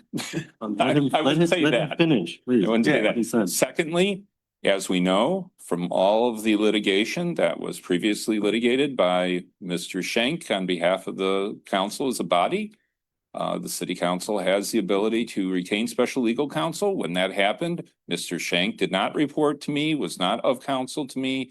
did not have any relationship with me whatsoever. And council's position was that there would be a conflict under those circumstances, which was respected by the Pletco administration and by myself. Let me ask you a quick question. While you may have while you have appreciated and respected the council to be able to do its own thing, does the charter though say that special legal counsel falls under the order of the corporation counsel, which by the way would be invalid, right? Even if it did say that, because we don't have a special legal counsel. It does not. It says that the council or mayor may retain special legal counsel. The assistant corporation counsels are responsible to the corp counsel. And as you indicated, council chair, respectfully, Mr. Farina has not been corporation counsel for well over a year at this point. So, I mean, that is clear. I could go in detail about things in terms of the legal reasons for that. I don't think this body cares to hear from me wax on about this particular issue, but I think I did quote the general rule that a successor body cannot be bound by the appointments of a prior body. And so therefore, when there was a new city council that ended up being elected, that new city council had the authority, the decision to make whether or not Mr. Farina would be renewed in his position, and chose by a vote of 5-2 not to renew. So I think I've said enough. Council You have Chair. any other Council Chair, may I questions? respond? Guys, May I respond? please hang on 1 second. Please, just, motion. can you, We're doing. please? I don't need the bickering, the yelling, the screaming, the back and forth. I'm and not us- going either. I am going to get there. I'm going to get there, guys. I'm going to get there. Roger, your time is up. I asked you, please, you're not going to be able to retaliate. Please, sir, take a Why seat. why is my time up? And he gets Please to stop. speak? Please stop. I'm going to go to. I disagree with everything he said. Did you give your time to let Gary speak? I'm going to go to Councilman Saab, then I'm going to come back to Councilman Ahmad, and we're going to move forward. So council chair, as an elected body in the city council, we have a fiduciary duty for bills to be paid. The mayor and city attorney do not dictate, That's the attorney. or the mayor's attorney does not get to dictate who gets paid and what checks they want to sign and don't. Because in order for the checks to get to them, the council's got to approve them. And since they don't want to sign certain checks in retaliation because they feel it's we're impeding on their case, this is what's going to happen. Is that if one law firm is going to get paid, every law firm is going to get paid, because all the law firms report in front of us, we never approved their contracts. No, we have not. Yeah, we have. Which ones? Ogletree we have for the other ones. The other ones that have come by here months Before me. before. I've reached out for opinions. How many opinions has Roger got from law firms we've never approved? Mariana, do your research and send that to me, please. Thank you. Thank you. Are you all set here? Yes. Smile, please, a little bit. Thank you. There Smiling. you go. Thank you, Council. I'm always smiling anyway. I know, you Right, do a good Ross? job. Thank you, Council Chair. I do agree with Councilman Saab, and everybody needs to be paid. But my question is, it's very noble from him to stop the payment for others lawyers to make sure everybody's getting paid. But is that something we could do? I mean, I don't see why we should be penalize other people because the administration decided not to pay one party. It is something that you have the authority to do, and this unfortunately is not the best way. This should not happen this way. Well, can I It is respond to something that? that you have the authority to do. I'm gonna respond to that. The same way they're putting a wrench between us and our legal counsel. We're gonna put a wrench between the mayor's attorney and the mayor and his attorneys, and we're just gonna say, we're not gonna pay them, and guess what's gonna happen? They're gonna eventually say, these attorneys are gonna be like, well, I don't wanna work for Dearborn Heights. I never get paid, it's just, you guys make things a circus. I'm done representing Dearborn Heights. And then Roger's not gonna be able to get any more legal opinions, and he's gonna have to fold eventually and have to pay them. And as long as you don't pay Gary and the Kalala and Turfy, we're just not gonna pay any of them. You know what, I agree with Councilman Saab. It's not fair, this guy hasn't gotten paid in over a year and a half. 0 payments. Remember all the bonuses that the administration gave? And false contracts. And you know what happens when we set aside, the city council budgeted that money, kind of like when Councilman Wenzel budgeted the money for the 3 officers, right? And they tried to take that away from them. What happens when you don't use that money? It goes back into the general fund, and then they start saying, well, you didn't use that money, so the money from last year is already being spent. It's a joke. Council Chair, I also bring out. Please, point of order, and Point of order, please, Council please, I Chair. wasn't done here. Thank you. Please, May I follow after you? when I'm done, Sure, you can that's speak. fine, that's fine. Thank you. Please. So just to answer your question here, Councilman Ahmad, it's like the money that we set aside for the $50,000 for Mr. Miyake for last year, guess what? It went back to the general fund. We budgeted for that money and they refused to write him a check. Am I right, Madam Clerk? When I called Mehdi, who's not here anymore, I said, can you please just pay this individual? He said the mayor refuses to sign it. So you know what? We refuse to approve your attorney. Council Chair, if you don't mind. Council Chair. I do see where you're coming from, but at Yeah. the same time, those people were approved and they did a job. And we cannot do one wrong with another wrong. Maybe there should be a way that you can go after your money somehow. No, it's not his The job. difficulty, if I may. Council Chair, if I may, I. Difficulty- I'm gonna let him finish. The councilman, we're still having, you're next. You're next. Okay, thank you. The difficulty in this situation is there's that preliminary injunction where, in essence, what the city council could do is potentially end up trying to go to the circuit court and getting a writ of mandamus against the mayor to force him to end up signing the check. The difficulty with regard to that is that if it goes over to the circuit court, what's going to happen is the administration is going to raise and say, there's a preliminary injunction in federal court and you can't really do anything. And the circuit court judge is going to say, I don't know if I can or I can't. And therefore, because there's not a clear legal duty, I'm not going to end up ordering Mayor Bazey to sign anything. So, I mean, you know, to be frank, it's not like I am going to be bankrupted or anything if I carry this, because I'm hopeful that either of the individuals who are going to be the new mayor are going to basically make sure that we get paid. I'm hopeful that that is going to happen. But at the same time, it really is, frankly, a slap in the face to this honorable body to basically have it so that when you want something, it doesn't end up getting paid, but then they expect things. And this is one of your types of recourse as a legislative body. So. Thank you. Council Chair? Yep. I'm gonna go to Roger. Go ahead. Yes. Briefly, please. Point out that this is not the only contracts that Councilman Saab has stopped that have been validated. We're in lawsuits now, 2 lawsuits, because of his actions to stop paying people that have been properly voted on by the council to be paid and not being paid. So this is a pattern and practice that's been ongoing. I think that how one wrong does not make another wrong does not make a right. There's other ways to resolve this. Now, if Mr. Miyake is correct, you do not hesitate from going to circuit court to resolve a lot of these issues, which we can do. And they will not, the cases before the federal judge about the issue of the injunction. And what the injunction said is leave status quo. In fact, what it did is it stopped increasing damages by you stopping to pay the 3 police officers that were working for the city and defunding the police. So when we come forward and we go and we bring out an issue of not paying people who've done the work and performed the work for us, that is wrong. And we're in lawsuits now because of that type of pattern and practice, and we're continuing it and this is under the advice of Mr. Miyake, which is not, there is no lawyer. And you said that I'm just the mayor's lawyer. When you look at the charter and you look at what Mr. Miyake approved for both the assessor and that the position pursuant to the charter does not expire. That's the language in the contract.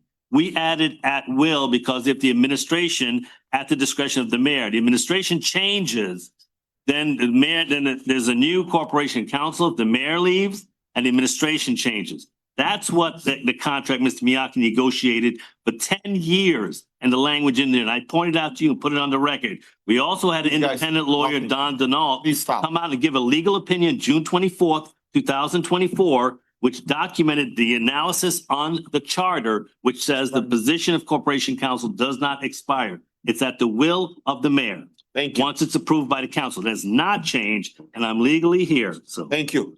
Roger, I am glad from all that you said, I've taken one thing from you. You said 2 wrongs don't make a right. So I'm glad that you're agreeing that it's wrong that we haven't paid Gary Miyake. I haven't said anything about Mr. Miyake's No, payment. I know. I've not been asked about Mr. Miyake's payment. You're like. Don't say I'm doing it wrong. Zealous. Don't No. say I'm doing it wrong. No, you never did.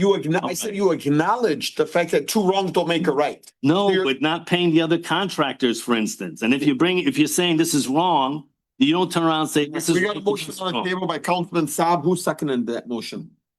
That's what my, Mo Baydoun. Aye, mo Baydoun, yeah. Yeah. All right. Motion on the table. All in favor, please state aye. aye. Aye. Those opposed? No, Madam Clerk, please take roll call. Sure. Hassan Ahmad, no. Robert Constant, Yes. The attorney saying yes. Denise Malinowski Maxwell, Yes. Surprise. Hassan Saab, Yes. Sam Wenzel, Yes. Mo Baydoun. Absolutely yes. Motion carries 5-1. Thank you. Hopefully by the next meeting, everybody will be paid. Everybody. All right, where are we? Where'd you guys leave off? Council Aye. comments. Comments from council members. I'm gonna be brief, quick, easy. Well, I don't want this to seem political. You know, today we had a tough decision to make about this fence situation. And so did my colleague. She had a very tough decision to make. And her, man, what's up with the TV, by the way? We're all like green and we look like Shrek. Look at Councilman Wenzel. He looks like Shrek.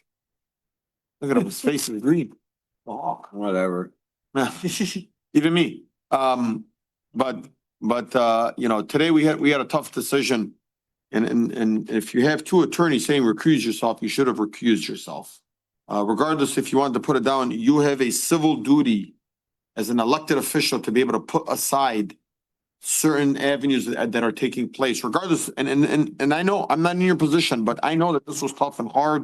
And you want to, you know, stand strong to the core. The reality is, you also signed up to be an elected official to put situations like this in your motions aside. That's number one. Number two, this weekend, me and my family enjoyed the St. Linus Festival. It was absolutely amazing. I took part in the 50-50 raffle.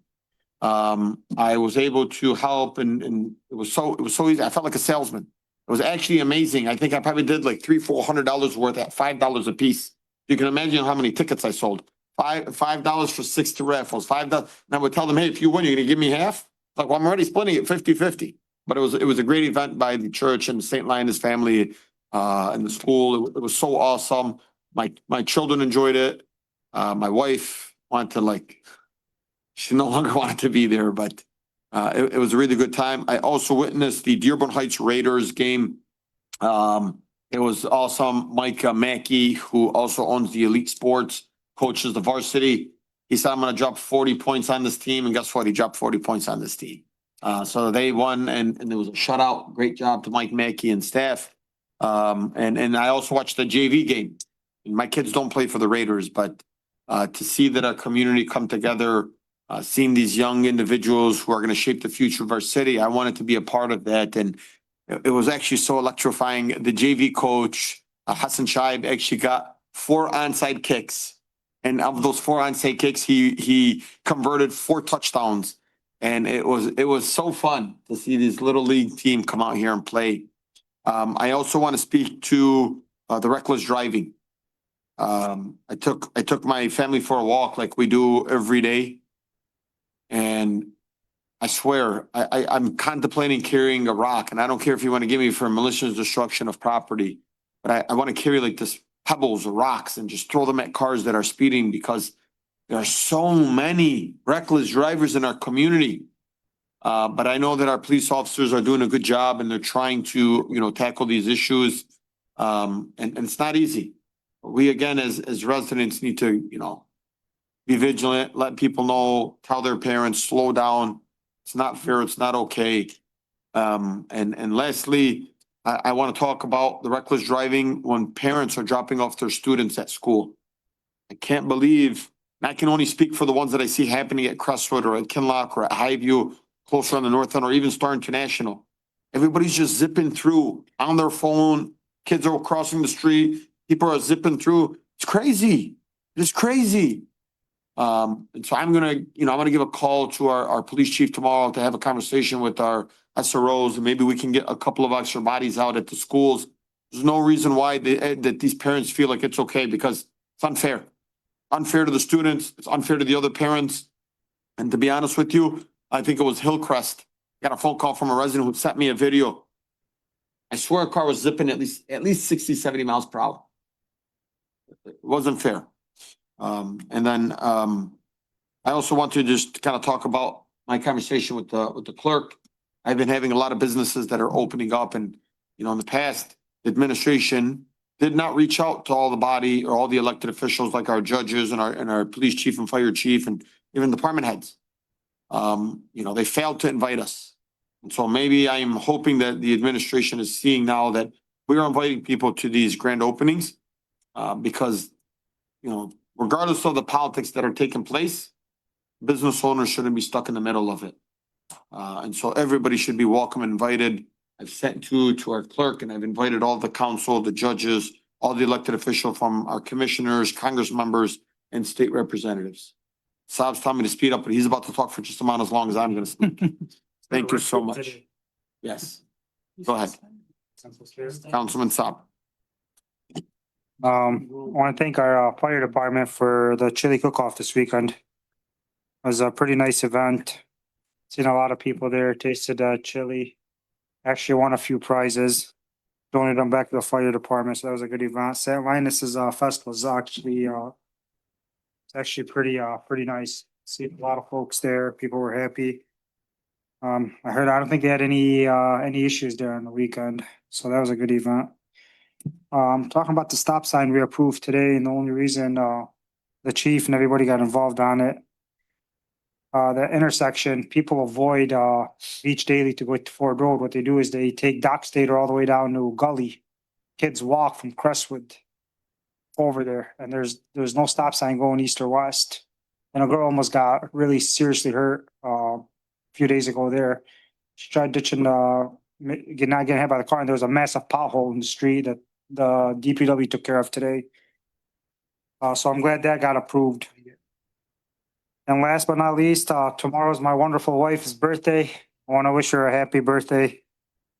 That's it, folks.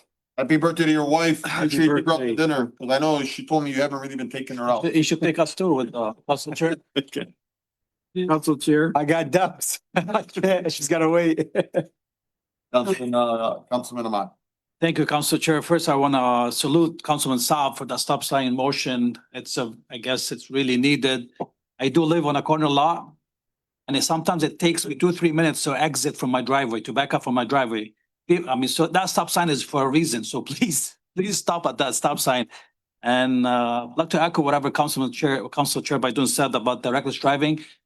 Just today, I got a video of kids on the front hood of the car speeding down the street. I have those videos. It's crazy, and I'm gonna forward them to the police chief because it's unbelievable. Kids on the front hood of the car. And also the blight. I get so many calls, so many emails. I've been emailing the ordinance director. Just crazy. Let's clean up, keep our city clean, please. It's our city, it's our home. And I guess, Council Chair, that's all I have to say. And use those stop signs to stop. Please. I can't stay on my driveway for 5 minutes before I back up. Thank you, Council Chair. Thank you. Council Chair? Councilwoman Menalowski-Maxwell, and then Councilman Constant. Yeah, I'd like to also say St. Linus did not disappoint this weekend. I've attended it since I was a child. It's been around the city for a long, long time.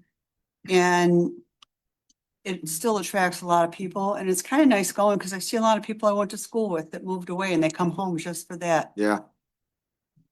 And then also too, I'm not sure if Council Chair is going to have a meeting next week, but I just want to put out on the record, I am having surgery. So I will not be able to make it here because I'm going to be put out completely and I can't drive that from. Praying for a speedy recovery for you. I just wanted, when people miss that, I might as well just put it right out there so everybody knows why. That's it. Praying for you and praying for a speedy recovery. If you need anything, I can tell you myself and probably any council members here for you. Any other council members? Councilman Constant. Thank you, Council Chair.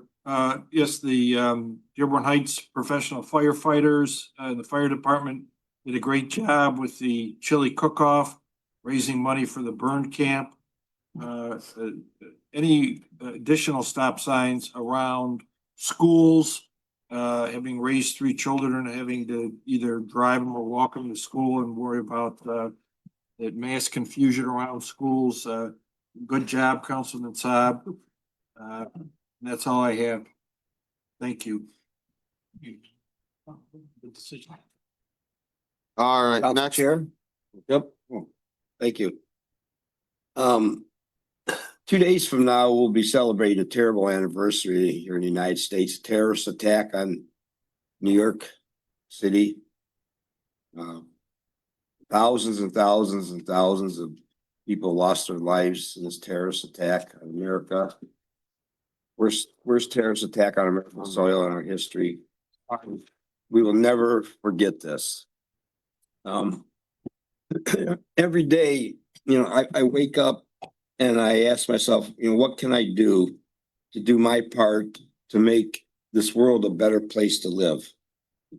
And I was glad to be part of something and help out with the 33 annual chili cook-off firefighters local 1355 this past Saturday. Me and my family were there. It was a great time. The great sponsors, all the food was great. We had music, family fun, benefited the Great Lakes Burn Camp, and outside Meat Market was a major sponsor there. I think they might have sponsored the food there. It was pretty good. But we had a great time. Tons of stuff it was great family fun, for everyone. If you haven't been to one, gotta make sure you come next year because it gets bigger and better every year. And I don't want to keep going on and on about traffic or reckless driving, but our nonprofit Jamie's Kids is starting a program we're going to be introducing pretty soon called Stop the Madness. We'll be giving more details on that in the next couple of meetings. Thank you. All right, we're done with this. I'm gonna move it over to the residents. I'm gonna start off with Zoom. Council Chair, can we have something from the minister? Oh, I'm sorry. Yes, if I may, Council Chair.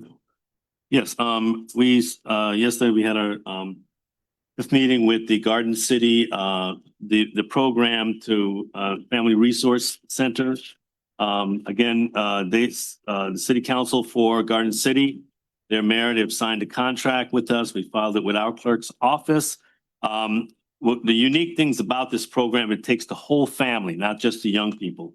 And we're not just including the schools because juveniles that, like, for instance, speeding and traffic, those issues, the whole family can get brought into the court or dealt with it through our diversion program. They have an 80% success rate. We're looking to 10 to 15 kids a month. We started our first kid, I believe, today that we're passing on involving a weapon, but it's past safety issues. But we're starting the program. We're excited about it, and we're going to have a psychologist and 3 resource personnel to work with the juveniles and their families. In addition, at the end of as we go through the program, we have the opportunity to get another SRO hired for the city, paid for by the county, for $80,000 to $100,000. So that's in the process. I think it'll make a dent in what I've seen and heard from Garden City. It's made a dent from their school resource officers, speaking to our school resource officers, that it's made a dent with the issues of the juveniles in the city. We do have a juvenile problem. We do have a speeding. We have traffic. We have other vaping. We have 11 and 12-year-olds. Sometimes we have 7-year-olds, and that's what they deal with. But vaping with marijuana and drugs, that's what the issue in the target, community is going to be. I talked with the Rotary, and I've talked with Kiwanis to look at them providing resources for the families that, for instance, with truancy, if the kids don't have clothes or they don't have food to get to school in the morning or they're picked on, how can we put resources for the whole family?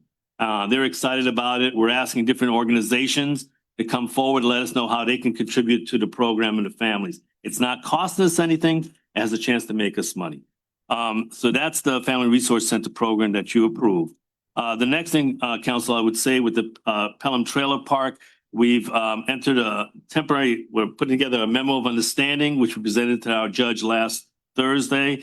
We're finalizing it. We will bring it to council. They've committed to putting $2.5 million to repair those trailers and replace all those trailers with HUD-approved trailers. So we would get rid of the 60 or so there, replace them over the 3 years, use that $2.5 million provided by the owner to replace them, and that would improve the quality of life for the trailer park and for the surrounding residents. So that's in progress. I will hopefully have the memo of understanding that we drafted, some tweaks to it, and get it to you for your review. Thank you. Sounds great. Awesome. Director McCaffrey, everybody's favorite director. Hello, council chair and mayor. Just want to talk about a couple of items. First off, Saturday, September 27th from 12 to 4 p.m. at CK Library, we will be having an open house and fall festival. We will be having a number of activities, including petting zoo, pony rides, local cuisine samples, pumpkin decorating, carnival games, tin can raffle, vendors, and cider and donuts. Should be a blast, so come on out. I also want to thank all the residents and vendors who gave to our backpack giveaway to conclude the summer reading program. They include Corey's Collision, John Zadikian, Bill Smith, Dinoland, Sandy and Philomena, the Dearborn Heights Fire Department, library staff, the building department, Tracy Orsegas, Michelle Payne, Lynn Senia, our wonderful clerk, Nancy Breyer, councilwoman, and Treasurer Lisa Clayton and Debbie Kozer. So that's all for now. Thank you for your time and see you at the library. Thank you. To one quick announcement and a comment. Just want you to know that we are in the process of creating the new 5-year plan for the Recreation Department. And part of that is that we need to reform a recreation commission that will help us advise us on some of the things that will be needed in the city. So anyone interested that's a Dearborn Heights resident, please contact us by email, or you can go to our website and sign up on there to show that you're interested, and we'll contact you.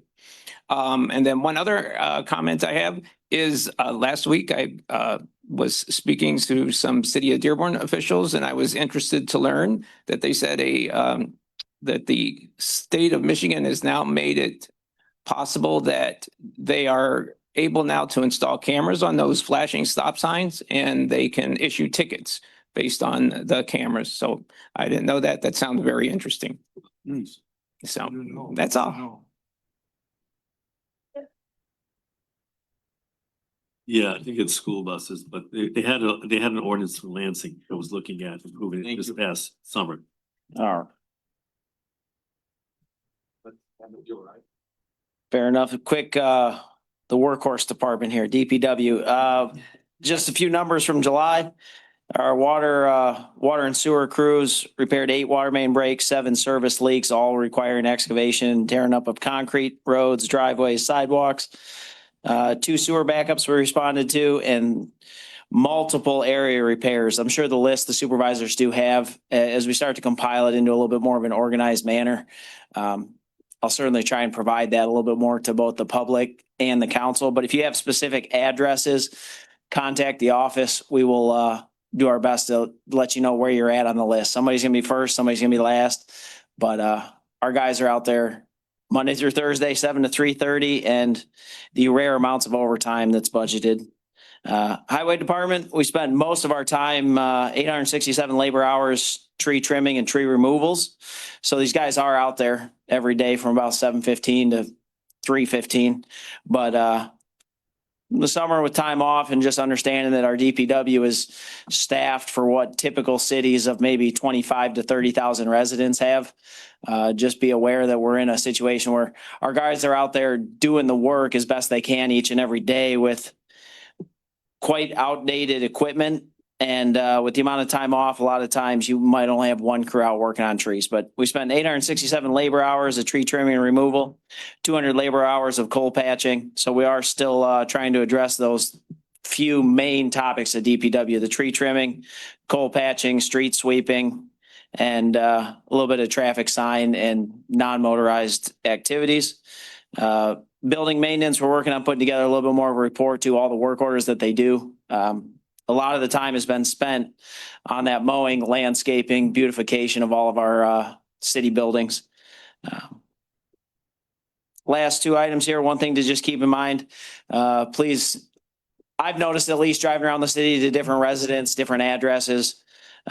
Continue to get your garbage cans off the road. I've noticed a handful where I can look up and down the streets, and when those garbage cans are off the road, when we do have a full staff and we're able to be out street sweeping, it's a lot more efficient. It's not to say every single time that you'll see them on your street, but it's the only way to get the process going so that it becomes more efficient. And then last issue, if you have any tree or sidewalk issues, please still contact DPW. We're compiling a list, trying to work on different programs to be able to address some of these city trees, private trees, and sidewalk issues that have just kind of continued to increase over the years with this city. So that's it. Thank you. Thank you so much, Yep. Director Danci. Chief of Staff, Mariana Hernandez.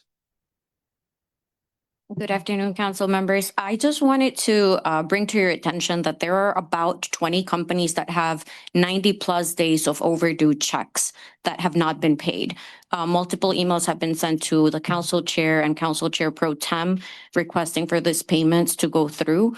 Our concern is the liability that you're opening the city to if these checks go unpaid. We have multiple contracts that we promised to pay this money, and these funds haven't been released. The discussion today also prompted some of that. We have legal contracts with these legal companies that we are supposed to pay. So it's okay to hold it for a little bit.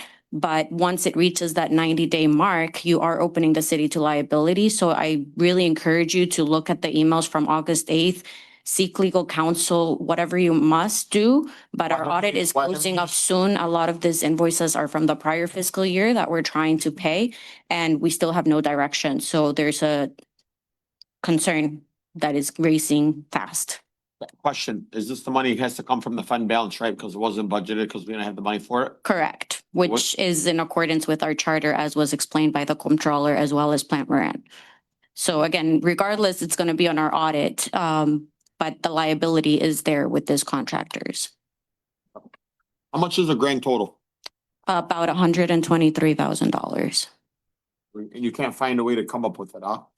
It doesn't matter at this point because it's for last fiscal year. So regardless, it's going to be accounted for in the audit right now in last fiscal year. So it's going to come out of whatever last year's remaining budget was. Council Chair, was there any money that wasn't spent throughout the budget last year that we can pay these bills? There were certainly certain areas that weren't spent, but the overall budget was over. As you well know, overtime went extremely over in the fire department, particularly. So, and that's another concern. We're in month 2 of this fiscal year, and we've already noticed that police and fire are at 40% of their overtime budget. You all should have received the budget to actuals yesterday, and it immediately raised the flag on me. So. Thank you.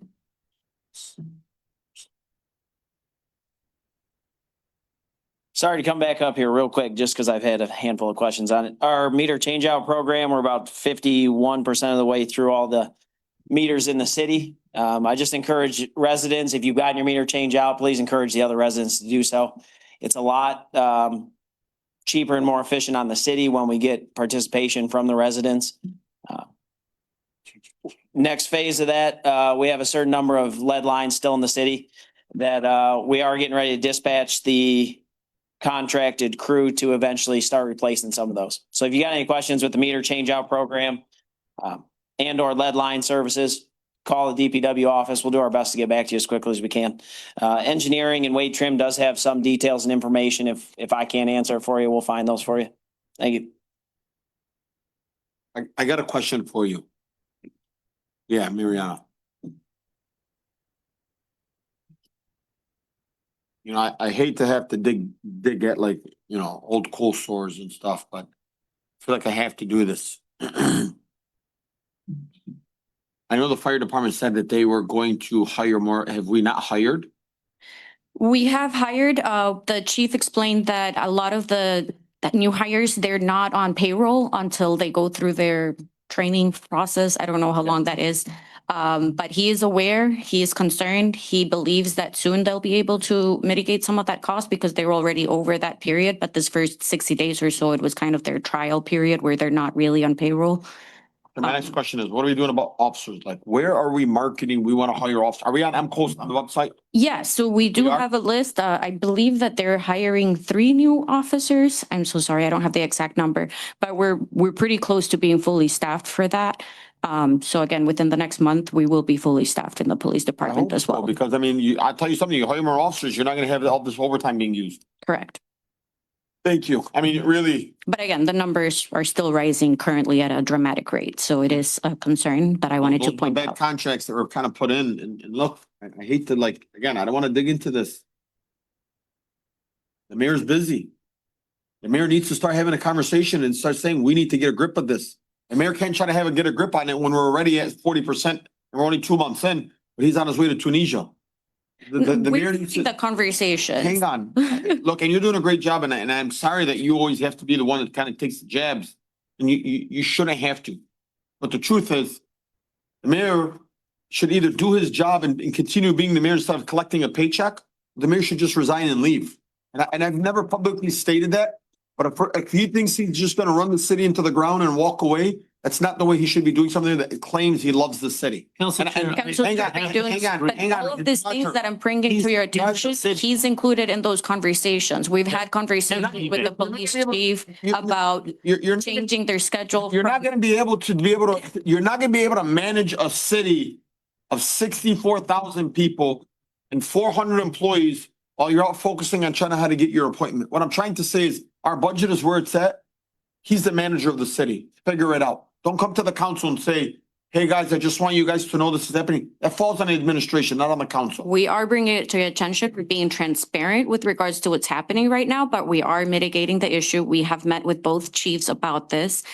And I'm being transparent as you've requested in the past. You also get these reports every month. So you yourself should already You got- be you paying got it today. attention to it. You got it today. So I'm letting you know, you got the last Yeah. month's too, and it was also there. So again, I'm just highlighting some of the items that I've noticed in there for transparency, but you do have all of those reports every Right. month yourself. So And you- Council Chair, the mayor is physically Please present. hang on one in the second, city. Roger. I'm Roger, trying to please, one speak, second. but you haven't let me speak. I love that you're being transparent and you're telling us. But if we can't even pay for our special legal counsel, we can't hire 3 ordinance officers, what makes you think that you telling us is that the mayor's gonna listen to us about overtime? We did hire We hired ordinance 3 officers. So again, like we're doing everything that Okay, we can.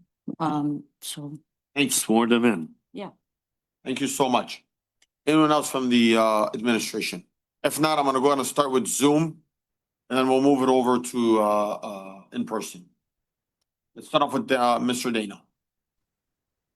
Good evening, Council Chair, Good evening, And- sir. Council, and members of the audience.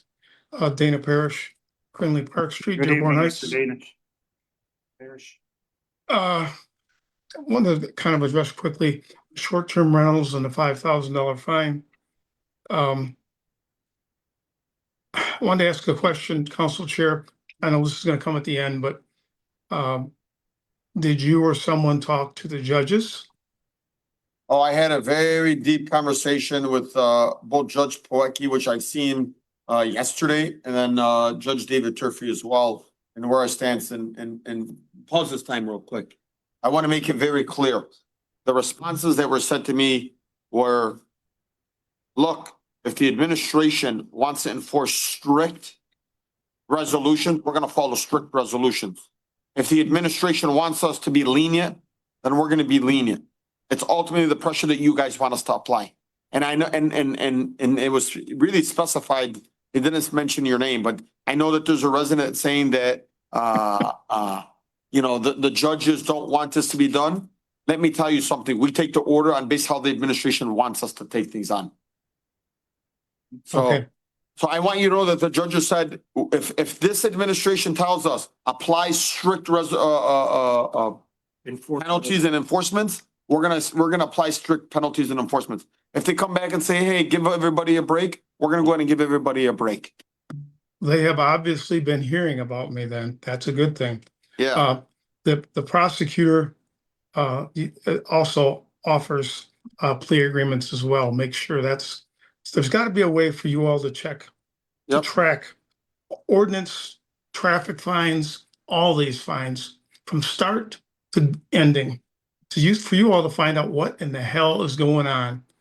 You've got ordinance officers busting their rear ends out there. Are they giving them, oh, you corrected the violation, so you're fine? Is that what's going on? You really need to know what is going on and why you're having so many problems. Because the chain is being lost somewhere along the line. The other thing I wanted to ask about is the Van Born corridor ordinance. I've read it both for Taylor and Dearborn Heights, and it's both the same for both cities. And I want to say, we came up with this ordinance in cooperation with Taylor.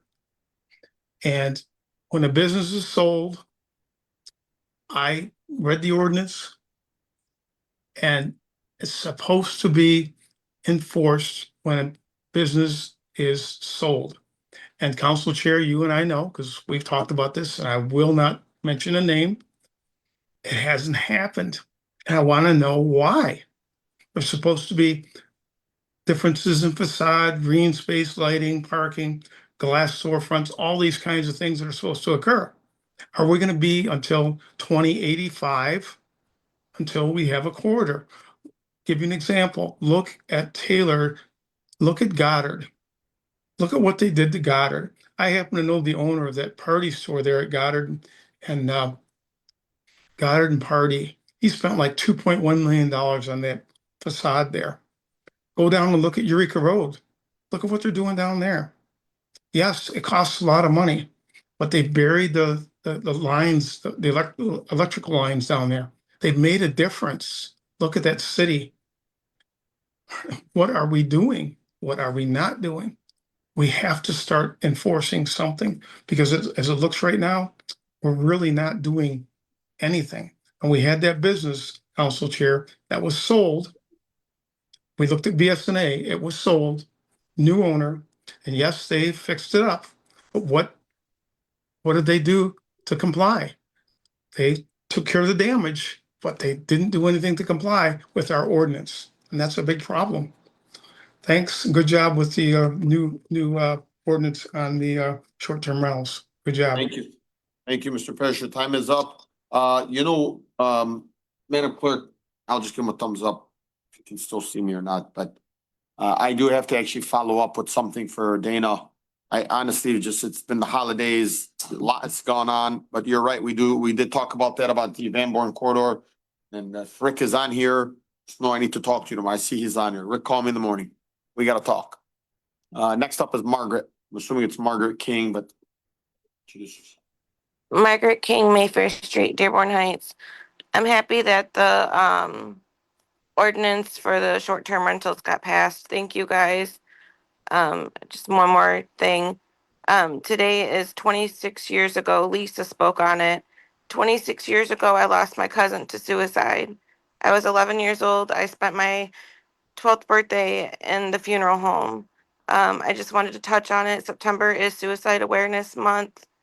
There is the 988 number, and always reach out to a friend or a family member if you're in need.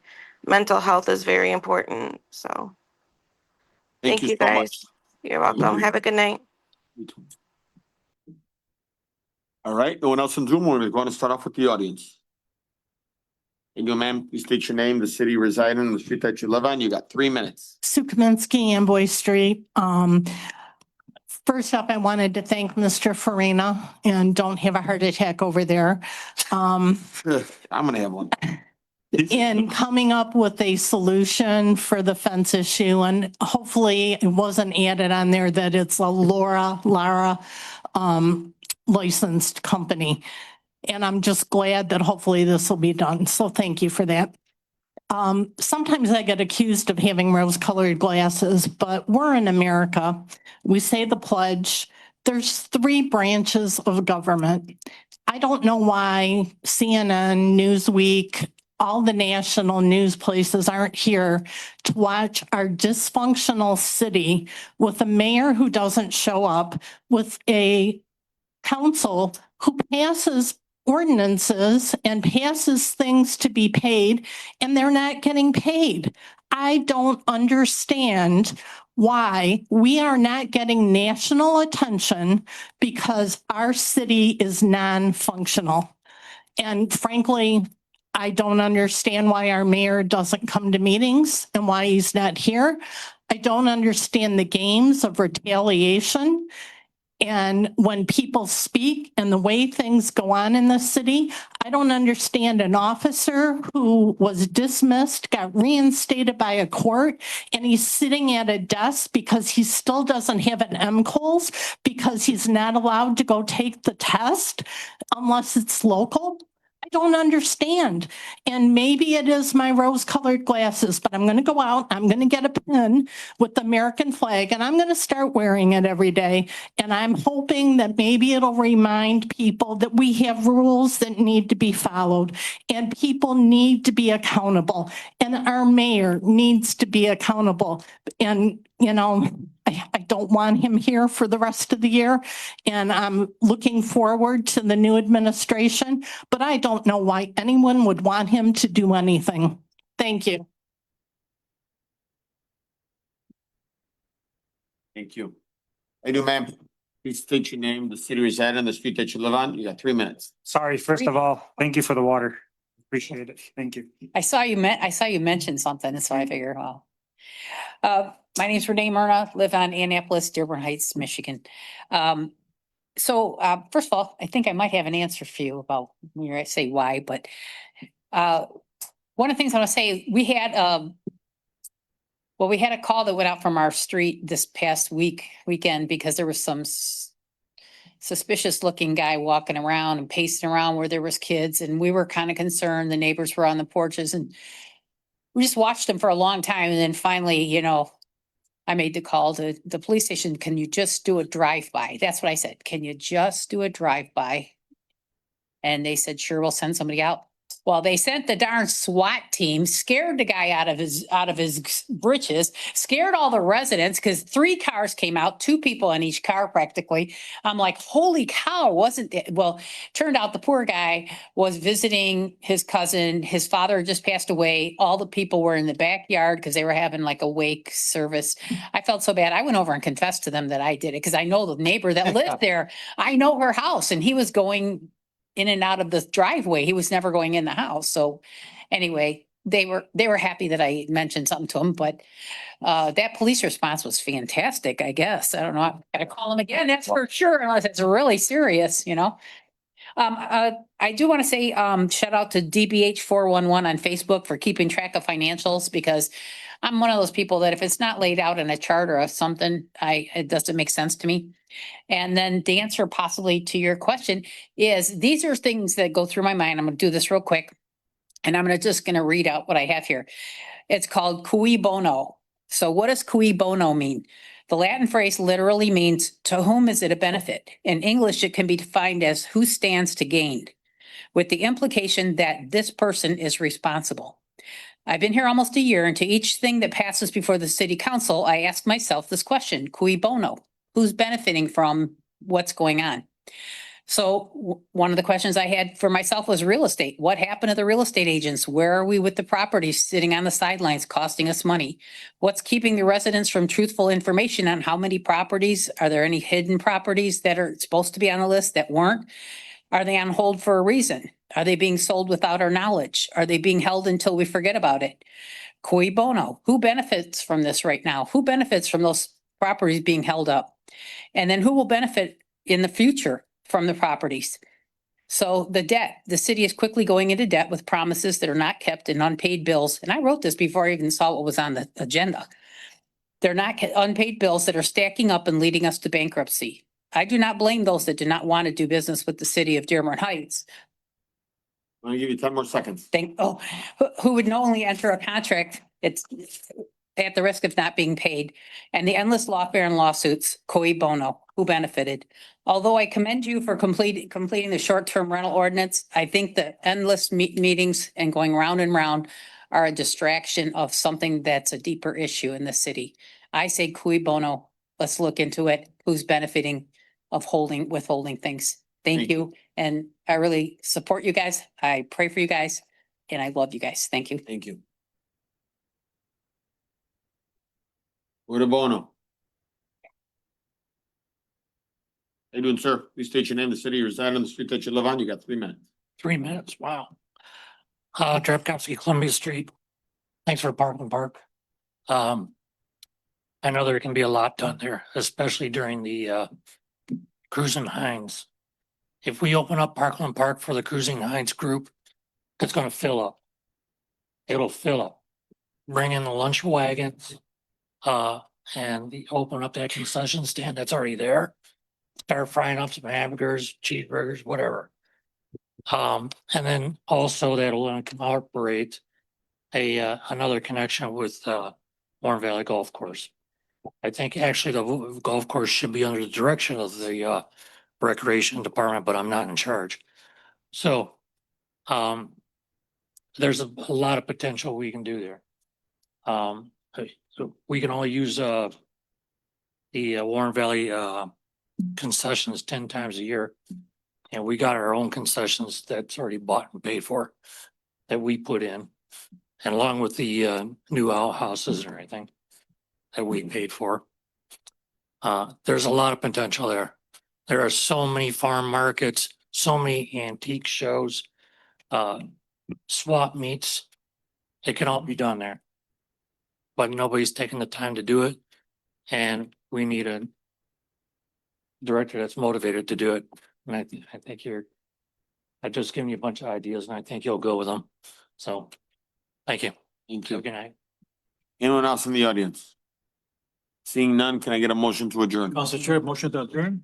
To adjourn by Councilman Saab, Support. seconded by Councilman Constant. All in favor, please state aye. Aye. Those opposed? Yes, have it. Motion carried. Have a good night. Enjoy your night.